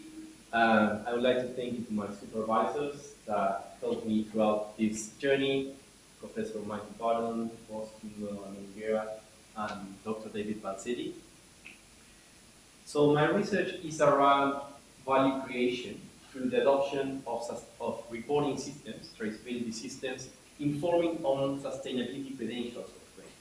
And the main two principles guiding this analysis is that these systems could help to create value to the Australian grain industry, and secondly, is that aligning the interests of producers, grain buyers, and consumers, these sustainability reporting systems could become more attractive for adoption. So, to onboard this analysis, we follow a supply chain supply and demand analysis, where we are looking at aspects sitting on the supply side. Particularly, we are looking into growers' characteristics and decision makers' characteristics regarding the reaction to the market signals that could trigger ultimately adoption of these systems. But we also look into the demand drivers that are triggering interest from consumers in trying to learn more from the credentials that grain productions can deliver and increase their utility. But also there is a huge change in the regulatory framework where we see a growing demand for sustainability reporting, be it emissions or diversity metrics or different credentials that are becoming of interest in the domestic market and international market. So this maps out the three studies that we will be presenting today. We are looking first at the results from a survey I conducted with growers in Western Australia. Then we move to a simulation model where we impose a carbon tax and see how that impacts Australia's competitiveness in the wheat market. And lastly, I will present two surveys I conducted in two key markets for Australia around consumer preferences for sustainability. So this first study is about what growers in Western Australia think, what are their views on these type of systems, and how likely is that they engage in adopting these systems in the future. So this survey asks people questions around different dimensions that we anticipate could be determining and influencing their perceptions and shaping their views.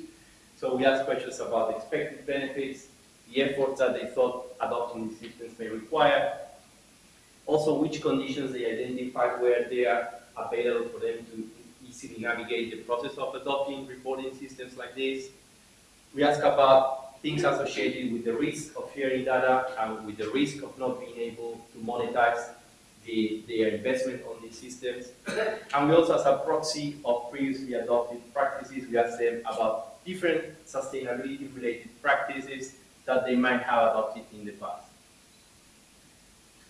To measure intention, we didn't ask for a yes-no question. We presented them with 8 different scenarios where we presented more scenarios where adopting was mandatory by the market, what would happen in the presence of clear market signals like market premium from companies or traders offering monetary compensation.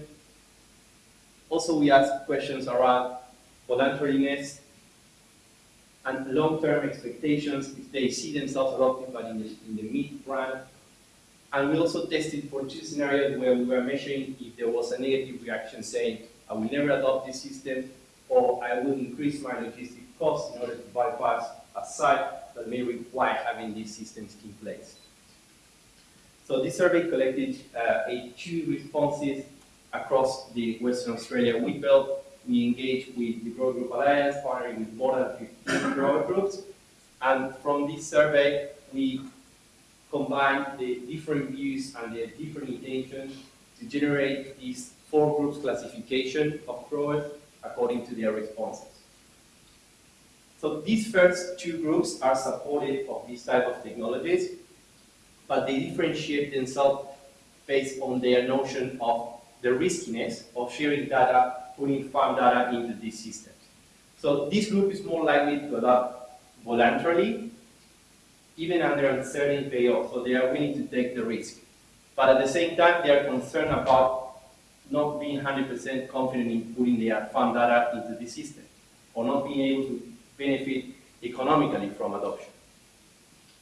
This second group is not as concerned about the first one, about risk, but they are not likely to adopt voluntarily. So they are more prone to react to market premiums or industry mandates.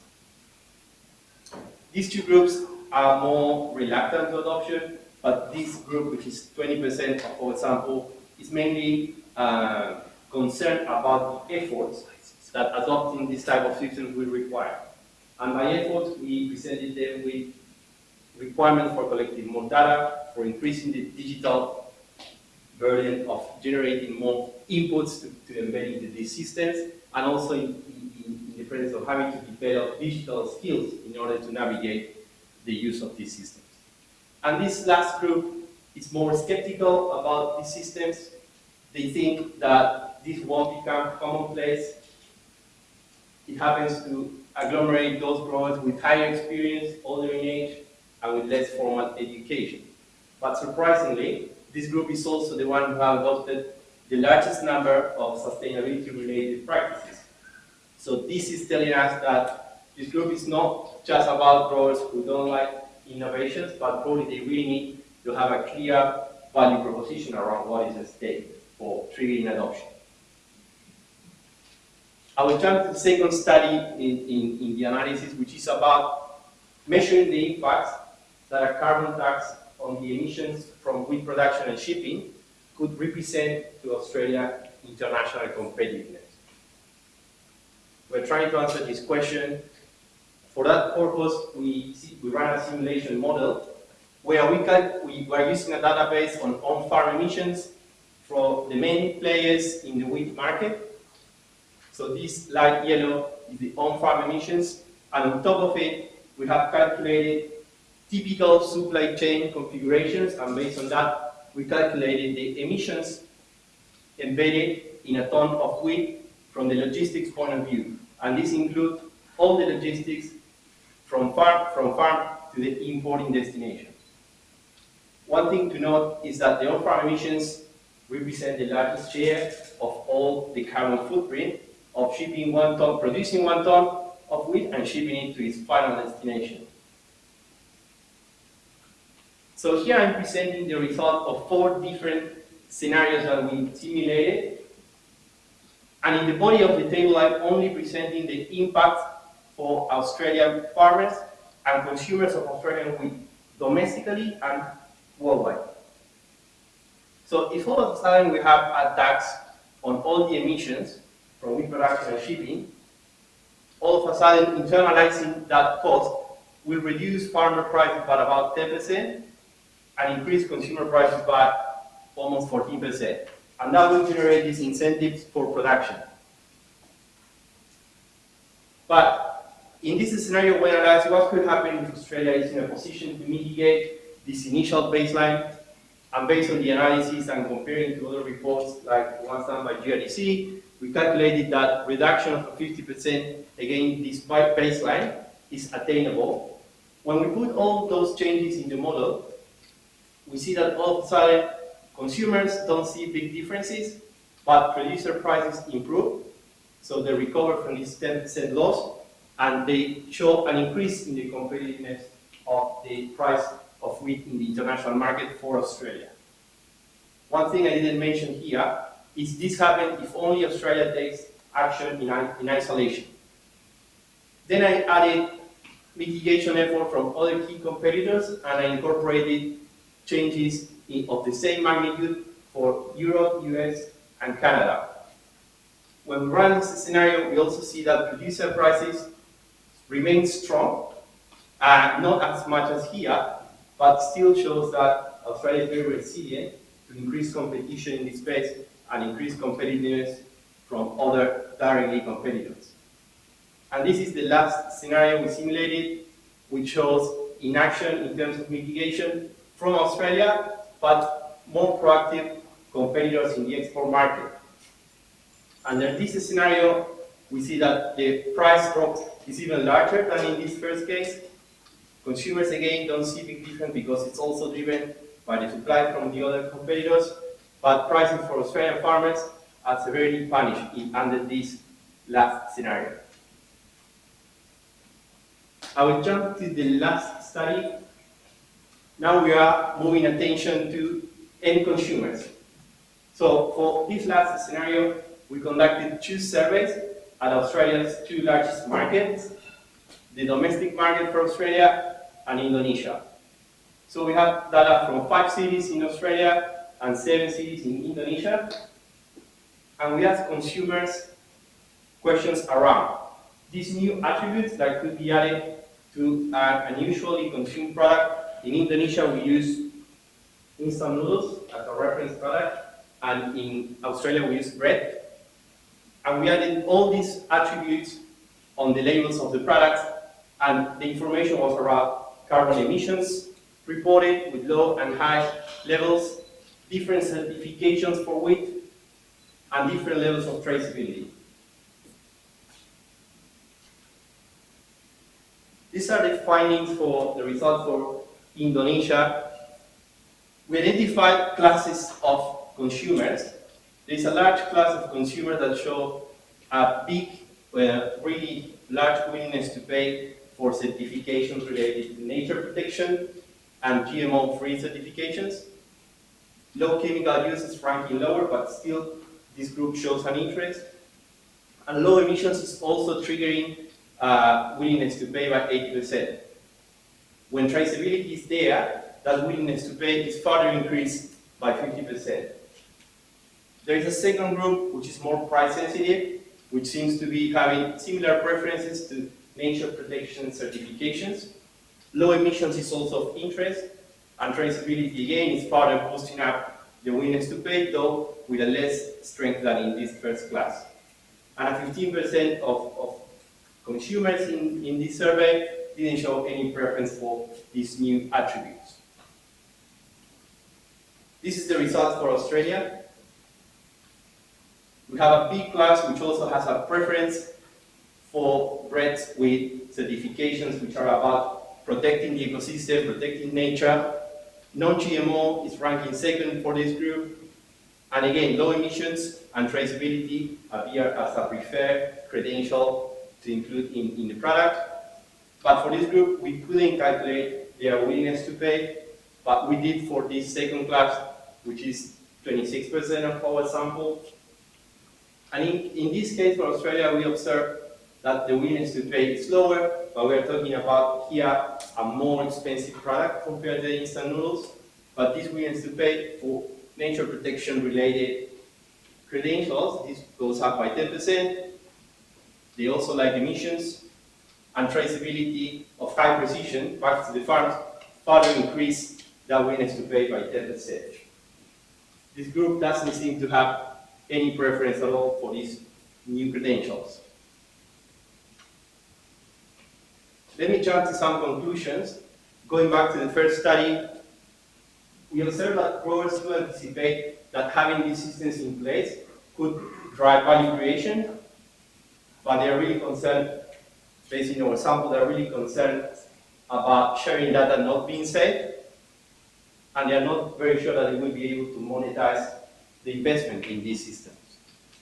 So it's important that all the effort from different industry bodies, research organizations, try to mitigate the risk of having a digital divide between those growers who may be moving quickly and those who probably will struggle to navigate the digitization that this will require.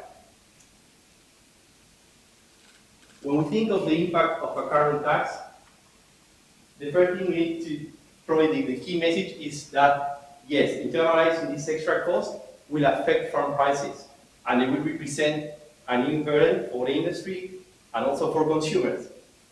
And in doing nothing doesn't look to be an option, because the risk could be losing market share in key export destinations. But when we analyze this scenario when mitigation is occurring, we see that there is an opportunity, which is about increasing competitiveness, and not only in markets which are proximate to Australia. So, because the shipping footprint is not the largest share, we also need to understand that this could drive value creation and market diversification in markets that are farther away.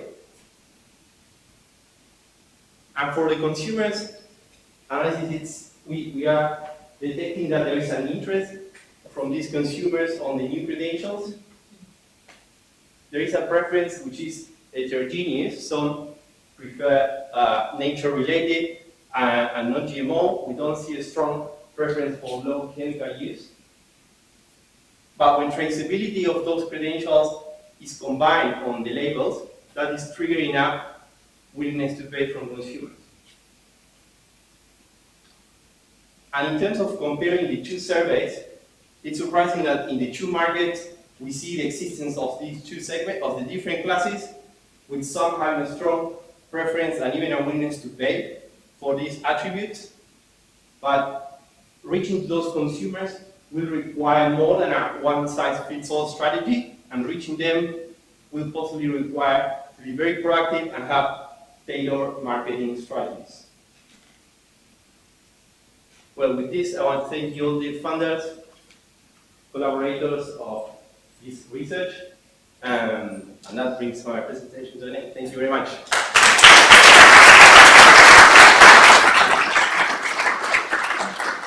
Thank you, Emmanuel. So questions for Emmanuel?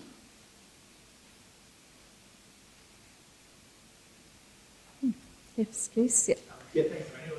It's fascinating. I'm really interested in the fact that you found so much value to be created in a market like Indonesia, where I thought that was one of the toughest. Yeah. Compared to some of our high value markets like Google and Japan and stuff like that. But yeah, my question is around how important is data to tell the story, like, you know, say, marketing into these markets and tell the story. How important is the data and how important is the storytelling? Or are they both go together, you know what I mean? Can we tell a story about what we're doing? I think to answer your question, the story is that there is technology available and there is enough evidence to support these credentials. I think we are moving from the phase where there's a lot of storytelling to the point where there's a lot of effort from the industry in creating strong credentials. So it's a matter of time to cleanse the greenwashing that could be occurring, because even consumers won't be treating any premiums if they are not satisfied with the level of evidence supporting it. That's how I say that. Yeah. Okay, are there any other questions? Yes, please. Actually, my question is working for me. So, because if you look at adoption of this traceability in the future in the industry, what sort of impact it will have on supply chain? So, what are the questions are? Maybe we both can answer. Yeah. Maybe. It would require better segregation and comes with its own cost. So, yeah, if the system is Yeah, what sort of load, I'm talking about the magnitude, what sort of load it will have as additional load of economy? And what would be feasibility of adopting? Yeah, I can't answer that because I don't have data for it. But what I understood so far from the data I've collected, it takes up to 2 years to have a segregation for massively required, like bargain or one variety of bargain. For someone to put a segregation, it takes up to 2 years. So the cost can go up, many things can go wrong in that time. So it has a huge impact. And it requires a better strategy and plan to go ahead with such things. Yes. So one thing to add is like a lot of the sustainability credentials work under a mass balance scheme. So it doesn't mean that the grain you're delivering is the one that's certified, but they operate that way to minimize the impact of unnecessary supply chain costs, unless we're talking of non-GMO things that require certification. So if that happens, there should be a market paying the extra costs in order to justify this information. Yeah, I think that's a good question. We have attempts are not the current state of play or not. We had attempts for locals for the human food market. I don't think it has really gone further. We had for social bargaining for Japan for those things. Especially the container trade came on board. Seems to be easier, but I don't know whether there is any realistic segregation movement going, partly because of the cost involved and the return on that and the size of the market. These are some of the issues. Having said that, there are smaller commodities like oats, this is your baby, and also in the case of pulses when we started, we just heard the other day, 6,000 or 10,000 tons of fabric shipped from Esperance. When we started, the people just said it's a failure, you can't do anything like that. So that as the world is now more and more sophisticated, demanding specialized products, then you will get that. And that is the same question which was asked whether this sort of things will give incentives for the farmers. So then your answer was very good. The technology is there, we can do it, but then market will demand one day, I hope. Yeah. And then you go to GM canola now, going very, very nicely, GM versus non-GM. Eastern Australia is now capitalizing non-GMO. I read somewhere whether it is true or not, but there is some window of opportunity for non-GM canola in certain markets. That's my answer. Thank you. Are there any other questions for Emmanuel? Yeah, please.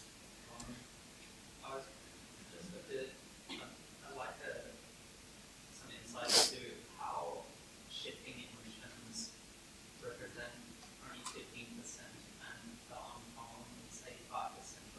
Which would it be? You would think that like a massive corporate rate going off the traditional emissions. Yeah, that's one important thing that I wanted to highlight, because when you calculate the on-farm emissions, we are calculating all these three scopes, which means not just it includes the emissions generated for producing the inputs, fertilizers and chemicals are in there. And when you put all that in a per ton and intensity value, that the value of shipping goes up.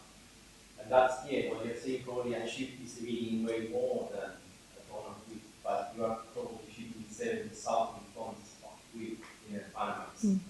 So when you put that in perspective, the on-farm emissions is probably what will determine your emissions profile as a competitor in the market, but not the shipping. If you're shipping larger vessels, that even will go down. Trucks. If you have more trucks in your supply chain, this carbon footprint will also vary and will increase. If you are moving from far away, that will increase. But yet, around the sensitivity of that value, it never goes beyond 20% in my model. Today, I would like. So we won't have any questions for her. We'll send them by email at the end of her presentation.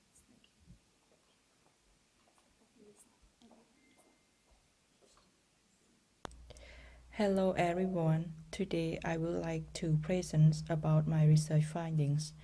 My study focused on effects of phytosterol profile in genetically modified plants on post-embryonic development of insects. So the purpose of my study is to identify utilizable sterol and non-utilizable sterols by insects. By feeding the insects on artificial diet and feeding insects on genetically modified canola. Before I start my presentation, I would like to acknowledge all my supervisors from NU and UWA, the GDP coordinators, all collaborators, and the research funding source from both universities. Since the overuse of pesticides has become widespread and food demand continues to grow, alternative pest management strategies are increasingly important. The aim of my research is to modify the sterol composition in plants to target insect pests. There are three expected outcomes from this study. First is to reduce labor requirements by saving time and money. Second is to reduce the use of insecticides, which are harmful to both environment and human health. Third is to promote sustainable agriculture. Sterols are a class of lipid compounds found in fungi, animals, and plants. Plants produce over 250 types of phytosterols, and the most common ones are stigmasterol, cytosterol, and chemsterol. It depends on the type of sterol and the insect species. Some sterols can be metabolized by insect into cholesterol, while others cannot. In insect, cholesterol is used as a precursor for ecdysteroid hormones. So what is the role of ecdysteroid hormone for insects? I will explain in the next slides. Ecdysteroid hormones are really essential hormones for insects molting and metamorphosis. Insects need these hormones whenever they transition from one developmental stage to another. Because insects cannot synthesize sterols on their own, they must obtain them from their diet. After digestion, sterols accumulate in the insect's midgut and are transported by lipoporin, which is known as a lipid-carrying protein. Lipoporin delivers sterols to key tissues such as brain, prosothoracic glands, and fat body. I would also like to mention that in addition to cholesterol, insects require other sterols to support their growth. However, cholesterol is the dominant sterol required by insects. In this finding, we can identify sterols that inhibit insect development and then breed canola to produce them and resist attack. In this study, I used the tobacco cutworms as the insect pest model for sterol research. These insects infest over 300 crop species and has developed resistance to multiple insecticides. The transgenic plant used in this study is canola, which is the world's third largest oasis crop. Canola is widely used for food applications and biofuel production. However, to manage the crops, farmers mainly rely on chemical insecticides.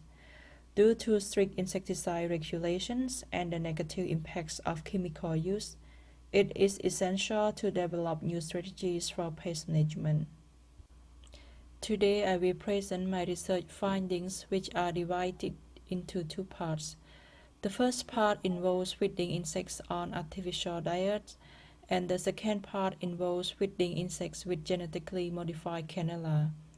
The aim of the first experiment to understand how single sterol have impacts on insects' performance and metabolisms under control conditions.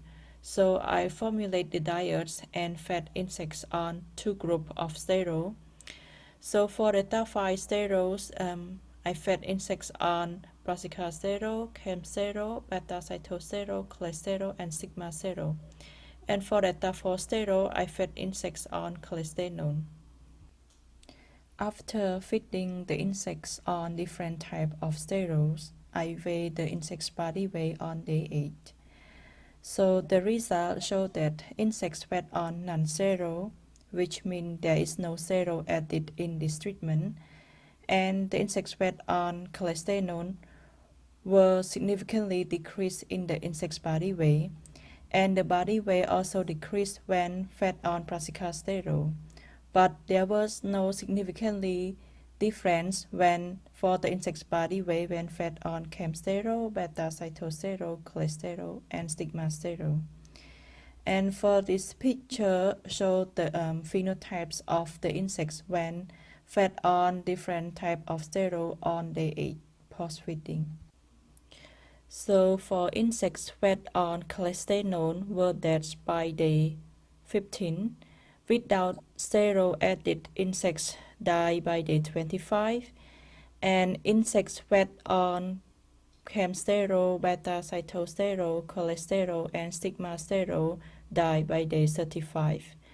Insects fed on brassicas-sterol survive longer and die by day 40. For the insect lethality in different stages, for insects fed on non-sterol and cholesterol was lethal in early stage of larva stage. Insects fed on other sterol were lethal in between pupa and adamo stage. And for this picture, show the insects' lethality phenotype when fed on different sterols. To understand how insects utilize different types of sterols, I performed the GCMS analysis. For the insects that fed on non-sterol and cholesterol, there were no any sterol detected in the insects.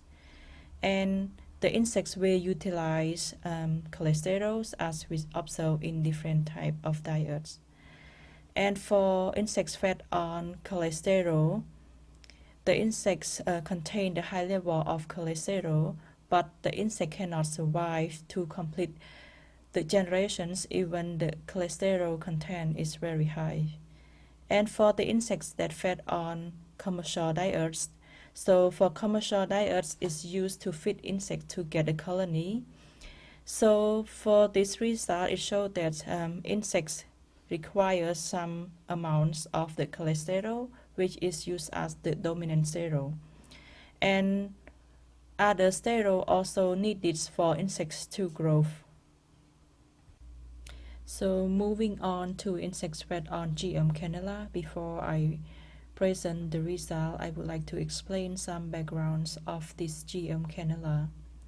So for the sterol methyltransferase genes was transferred from green agar to the plants, and then the plant produce artificial sterol that we expect that this artificial sterol will have impacts on insects.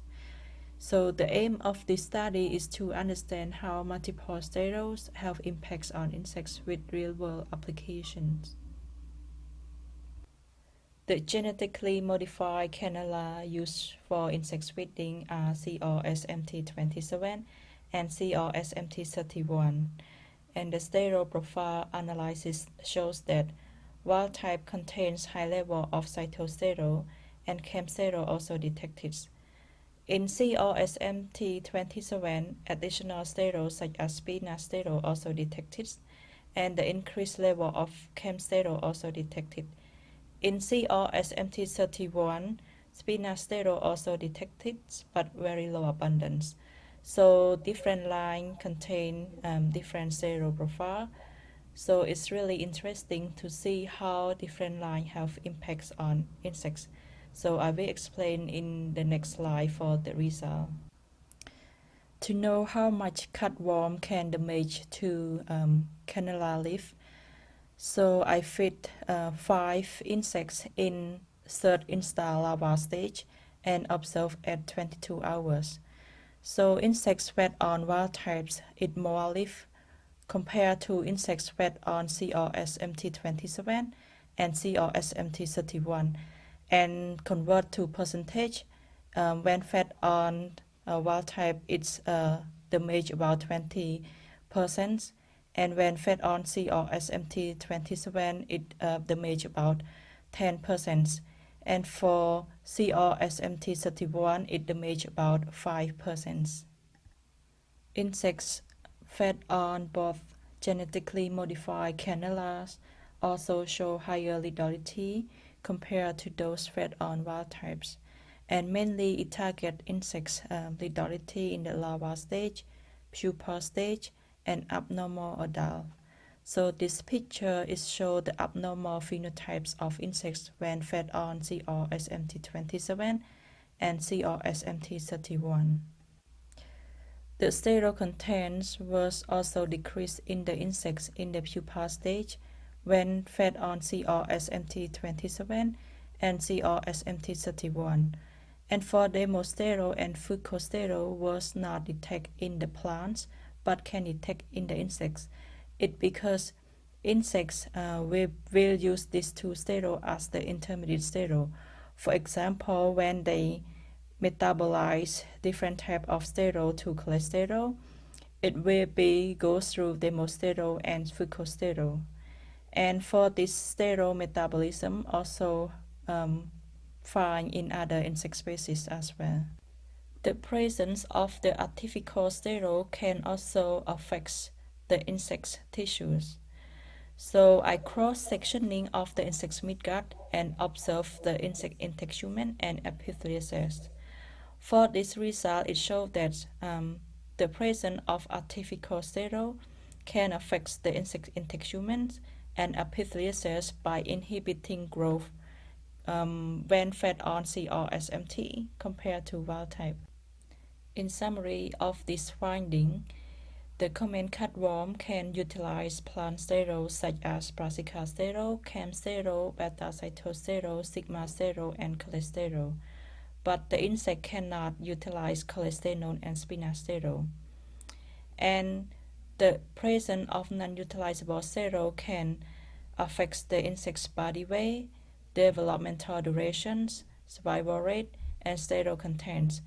And it also can affect the insect tissues such as epithelial cells and epidermal cells.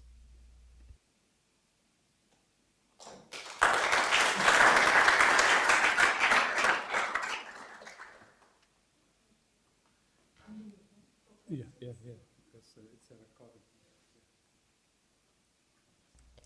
Hello. Yeah. Thank you again.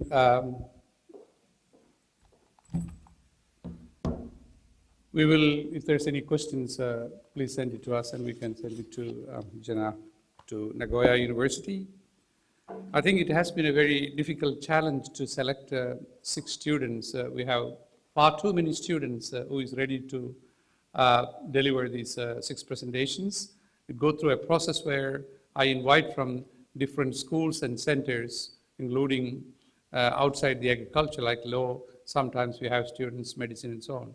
So they're all extremely talented students, and you all agree with me that they've done a fantastic job. But before that, I would like to thank Anu for coming and spending this whole afternoon. I know it's a precious time, and for you to have a drink.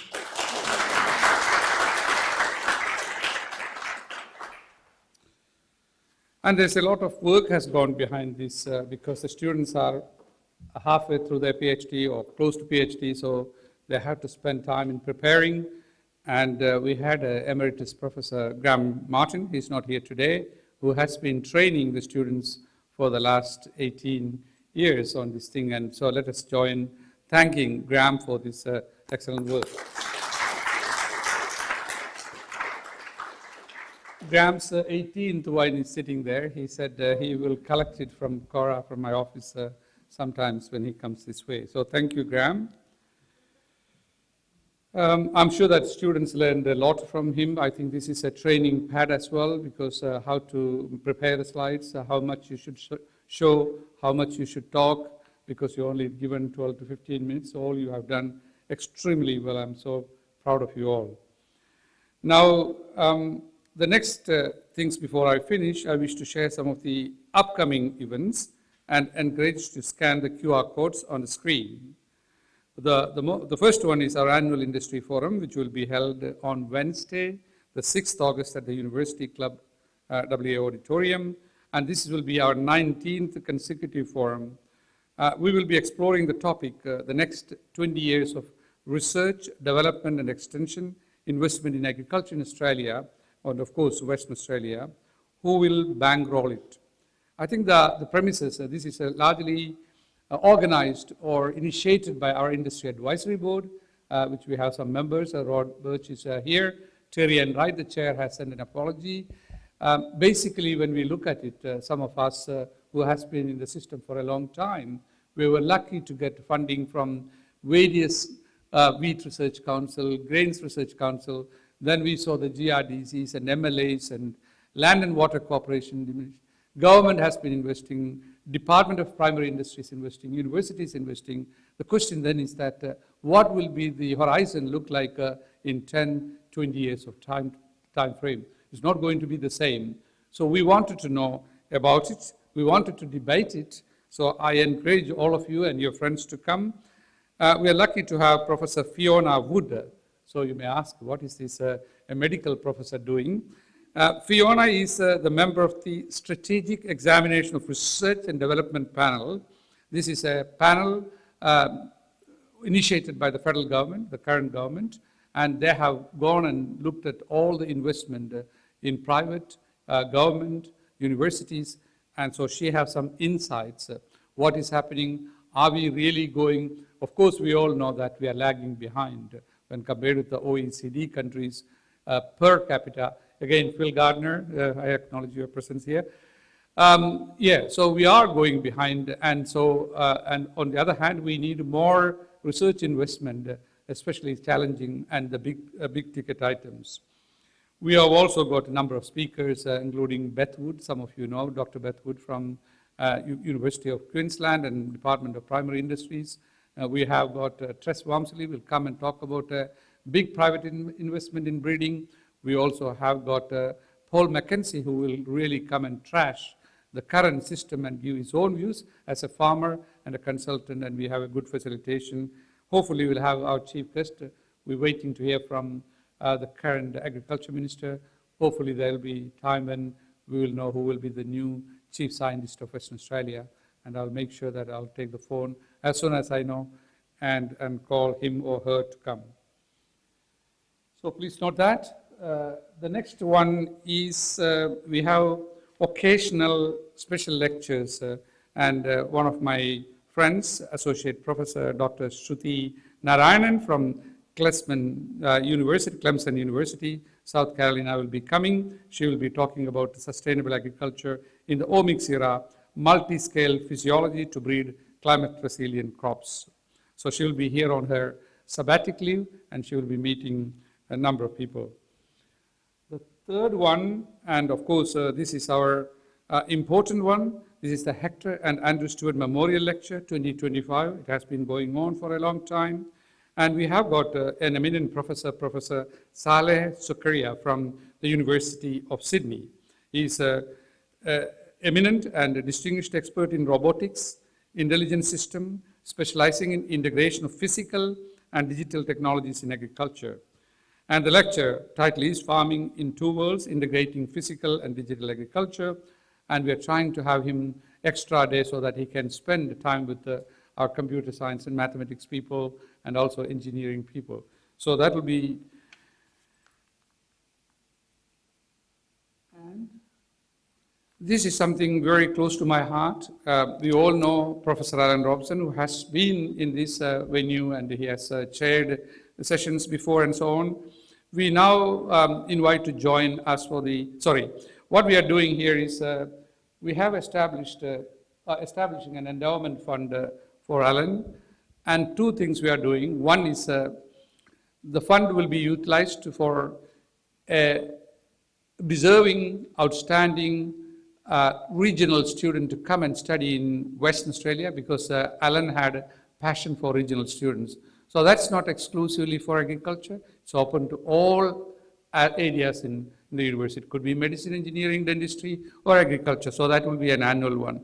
The second one, which I, in the committee, argued that we need to have something special for Alan. So we want to have a Alan Robson Memorial Annual Lecture in Agriculture. So the funding, people have got the choice when they drop down the menu, whether they want to invest in the student or the other one. So the QR code is there. It is working. I checked last night. We already had some significant contribution. We're aiming to raise $300,000, 150 for the first initiative, 150 for the second initiative. We have also named an Ag Lecture Theatre in his name. You all know the Ag Lecture Theatre is named after now Alan Robson. We are in the process of mounting a nice photograph in the lecture theatre, which will be done very soon. We also have the Robson Walk, which you may all have walked there. This week we had what we call Robson Seek Wisdom Steps.